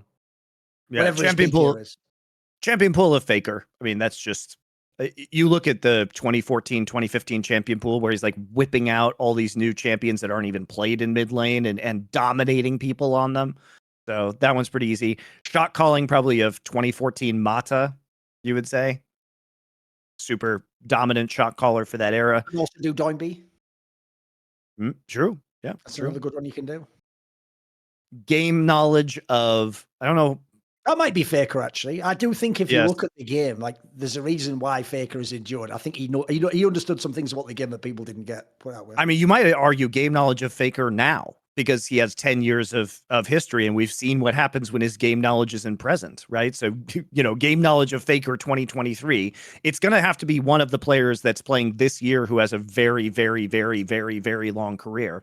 And so it's like Faker, rookies, some of these guys. This next one's going to be good, so I'm going to really piss people off. Are you ready? Clutch factor of. It's easy. It's easy.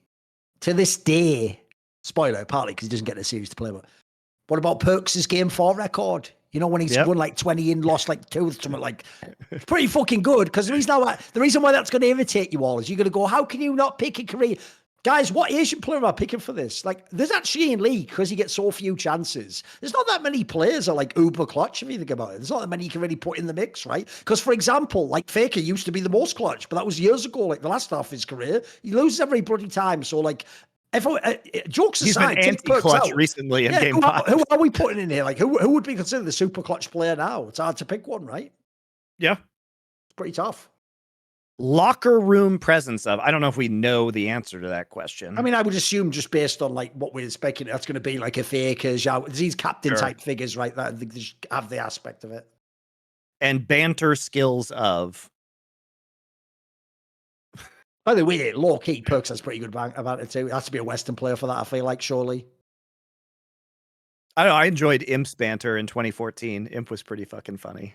Yeah, but here's the problem. That stopped being funny when a few years ago he did that thing where he just like confessed that his whole life, like Sin City style, had just gone to shit. And he like thought of killing himself or something. Like, all right, mate, forget it's not funny anymore now, is it? What the fuck?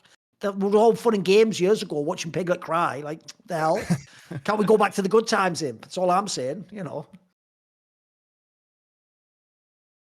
But there haven't been that many good banter. Yeah, in League especially, it's understandable. Yeah.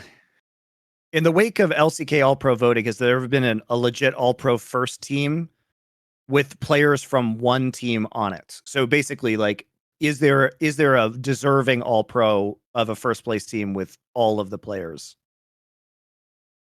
That's pretty hard. I mean, it would have to be some incredibly dominant team. So it'd have to be like the G2 super team or something, wouldn't it? Like, right. Aside from that, and even then, like except for like the odd split, usually probably people had like someone like Reckless over Perks or something like that. Yeah, the question would be: is Perks really the best AD carry? And the answer is probably no. I think it's very hard to make that argument. Here's the thing: I don't think there is one, and in fact, I actually think this LPL split's the best example ever, Monty, because even though JDG might be the best team ever, you had to give the MVP to Scout. He was fucking cracked. They did nothing wrong, just that Scout was super cracked on LNG. So I actually think this is a good example. Like, I don't think there ever has really been a team that all 5 were the best. Come on. I also think Tarzan's better than Kanavi, but there's a take for you. Sure. What would your first and second All-Pro teams be for LCK? Well, I said mine earlier. So I guess to rehash, I would put Keen, Peanut, BDD, Viper, probably the Hens. And then my second I think Thorin has to be number 2 because it's just a weak pool. And who else are you going to pick? Like fucking Kana or Doodoo? It's not great. I probably... Do I take Canyon for number 2? He's been inconsistent, but his highs were really high. So it's either probably Canyon or Cuz. Because not that Cuz was bad, guys. It was just that Cuz was worse than Peanut. But maybe I take Canyon. I think I've come around on Canyon a little bit. When he looks good, he looks really good. He's just bad at tanks, unfortunately. But his team is also bad. Chovy. I would say probably Deft, honestly. And then Delight. I don't give a shit, so move to the next one. What do you guys think about the drama with Baldur's Gate 3 having way too much content that developers are complaining it'll set standards too high? That's a good thing, right? I'm excited to play. Actually, that premise sounds like something from an Ayn Rand novel, Monty. That is mental. Yeah. That premise, like, no, but the problem is you're doing too good a job. Now people will expect more from society. Like, what are you even talking about, you madman? look, the people who play, I haven't played Baldur's Gate 3 yet. I will play Baldur's Gate 3. The people who like that kind of content. So first off, are they setting a new standard? Like, if you think about the way too much content, remember that Baldur's Gate comes from a legacy of isometric RPGs that had insane content even 25 years ago. I have long said that Planescape Torment is one of my favorite games of all time. It is also a D&D. It is a D&D game that is set in an isometric RPG.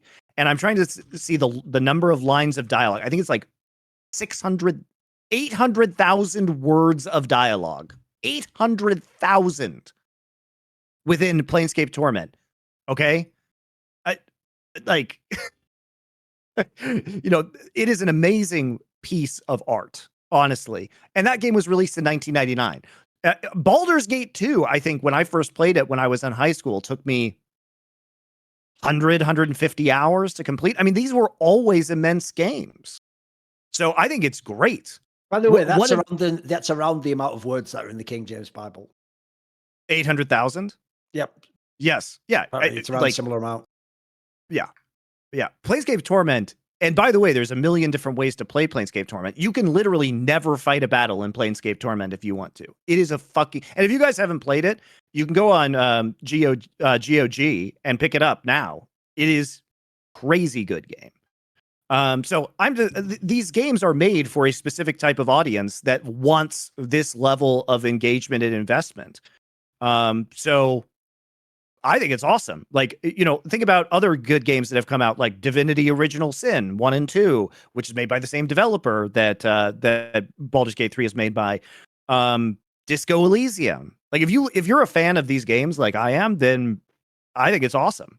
But it's also, these games, in terms of content, they are made, they're made as writing first games.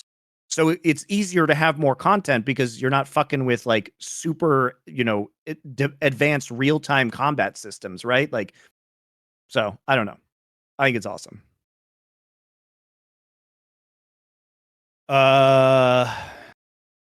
So what is an interest you'd like to pursue that you simply don't have time to do? Not more content, not more cooking. Present or past? I mean, playing a musical instrument. That would be one for me. I have a banjo that I've practiced a little bit. Would love to have more time to do that. There's a great thing. What would I do when I retired? Probably do that. You know what I mean? Like that.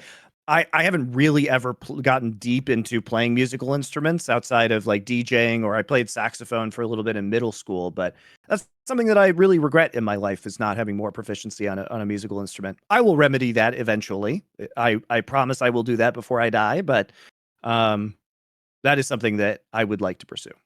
I would pick something similar, because essentially it's something where like I actually don't want to do it, in the sense that I don't want to carve out the time. Anything that takes a long time like that, like play a musical instrument, even doing DJing, like get better at beat matching or whatever, like sounds great, but like I just haven't got time in my life to do that. It's too many raw amount of reps you need to put in. Yeah, so you'd have to make a day longer essentially. Yeah, that's true. If esports used real player names instead of usernames, do you think LCK would be less popular outside of Korea? Would everybody know the name Lee Sang-hyuk, which is Faker's name, obviously? I think that it is very important that esports uses IDs because of the number of different, it's a truly global sport. And so having to memorize a bunch of player names from every single culture is very difficult. It's also less cool. Like, I think a part of the fun of esports is having IDs. So I support that.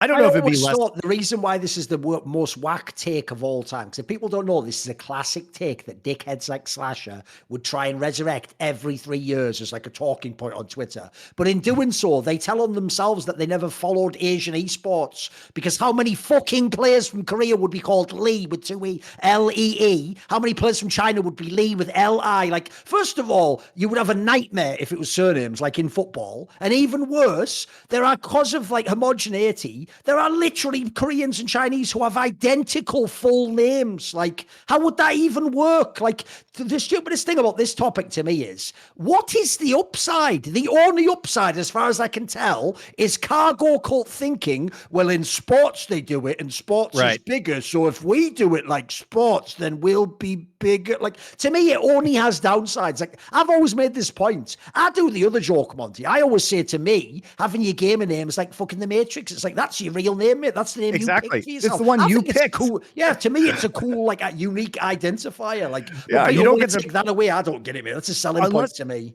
Unless you change your name, people don't get to pick their real name. So it's like, I love the fact that that every player can choose their own identity. I think it's super cool. I think it's great. I love it. I hope it never changes. If I do remember correctly, Monty was heavily hyping the arrival of BDD back in 2016. What made you and when did you become a BDD hater?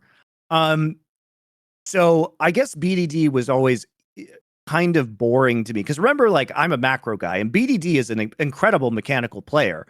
He just never was, I think, really able to have his game sense arrive at his level of mechanics. And he was also just kind of a boring poke champion player. Like, do we really like Zoe, guys, as a champion? Like, is that the most exciting identity as a player, is to be a Zoe expert? I don't know, Matt. I don't know. So for me, it was mostly just that he wasn't, his mechanics were not living up to his ability to actually be a team player and macro. And I think a lot of that's been fixed now. I mean, I think especially this year on KT, we're seeing him arguably be more of a supportive mid laner or an engaged mid laner, and it's been great. So I'm much more intrigued in BDD, now. Also, he's had some bad years. Like, he was fucking terrible last year, guys. If you notice, we very rarely actually hate on someone, just pick them to hate on them. It's nearly always, Monty, that we get so gaslit by their fans overrating them that in responding to the overrating, it sounds like we're attacking the player. It's very rare we actually hate on the player. Come on. I just think he was disappointing relative to his potential. But maybe that will change. Maybe it has already changed. I just can't handle how many MVPs he won just because of how they used to use that system where just player of the game won it. And he would just be playing fucking Azir with like a Lee Sin jungle, and then he would just carry the team fight and just win that player of the game and be MVP. The joke is, you guys should go and look up how many MVPs he has. It'll blow your fucking mind, by the way. Like, by MVPs, he's like the fucking GOAT of LCK. It's mental. It's outrageous. Some consider pro meta stale/boring. Thoughts on having a 1-3 patch or a 3-1 patch assassin meta and re-enabling QSS to cleanse most debuffs? Those two different questions. To like season 3 or something. Right.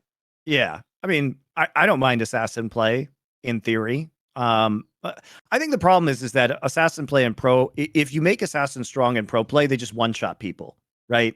So it becomes just like, oh, I did a combo and I killed this guy and now we take an objective.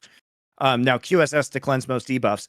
I'm not a big fan of that, just because the QSS is always the tax you pay in a game to, play against Malzahar or Skarner or whatever. And it's just kind of a lame way to use money within League of Legends. Like, it's reactive rather than active, which I don't really enjoy in terms of gameplay.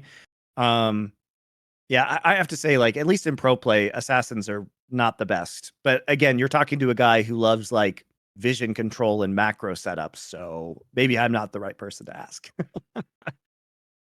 My introduction to esports came up from staying up late to watch the old Halo MLG tournaments, and I was wondering if either of you worked any of those events or paid any attention to that scene.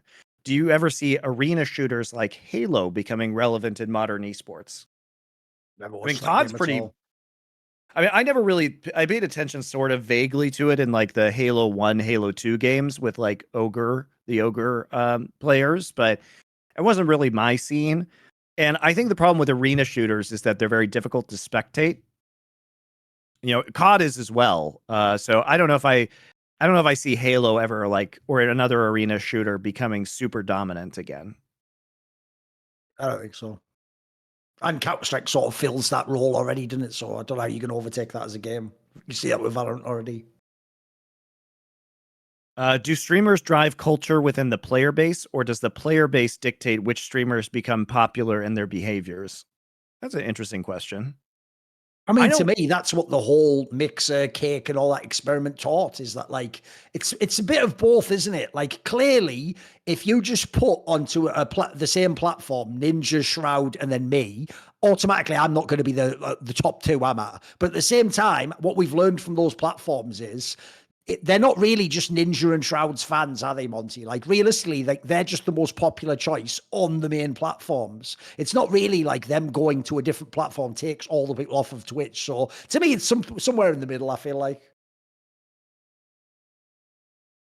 So I think the question is like, does Tyler One's behavior, is Tyler One popular because the league community, that's the behavior of the league community, or does Tyler One inspire the league community to behave like Tyler One? I think that's the question. I don't know. It's like a chicken and the egg conundrum. I actually have no idea. I mean, I think you have to believe that streamers wouldn't be popular in certain games if the community wasn't already keyed into that. Like, they're popular because they are a manifestation of the psyche of the community to a certain degree. So I would imagine that there's an element of truth that the large psyche of the community creates Tyler One, but then also Tyler One makes that version of the community more extreme. Right. I think that then he plays up, and because he's an entertainer, he plays into those aspects for entertainment value, which then inspire people to do the same thing. So in a way, I think it's kind of a vicious cycle, I would say. I mean, I would say that is, in my opinion, the stupidest part about esports is the same fan who goes, I hate toxicity, boots up a Tyler One stream and goes, he's screaming at his team. Like, y'all are just, you can't be helped. Like, essentially, it's like, what's that saying? Like, like fucking actions reveal hidden preferences or whatever. Like, it just shows that you're all full of shit. You all love people who are toxic. It's what I had to learn myself, Monty. The reason I don't get mad now when people do that stupid angle where they go, all you do, Thorin, is just tweet for attention. What that actually tells you is this, Monty. That person didn't see the thousands of videos I've made all the time because they themselves only come when it's drama. They're telling on themselves there, mate. Like, what they mean is, I only encounter you when there's drama about you, which means, as you can see, people in esports love drama. I think it's the number one thing in esports is drama. It's more important than the matches. Yep. I also think it's just true, not only of streamers, but of social media. Obviously, like, social media, just like streaming, encourages people to take more and more extreme and outrageous takes in order to get engagement. So you become like almost a parody of the original opinion, or the parody of the behavior at the most extreme angles, right? So I don't know if it's streaming. It's like the internet. It's all social media, because streaming is just a form of social media, guys. It's a video form of social media. All right, that was our last question for this week. We will be back with some more bunch of LCK and LCS playoffs next week. So see you then.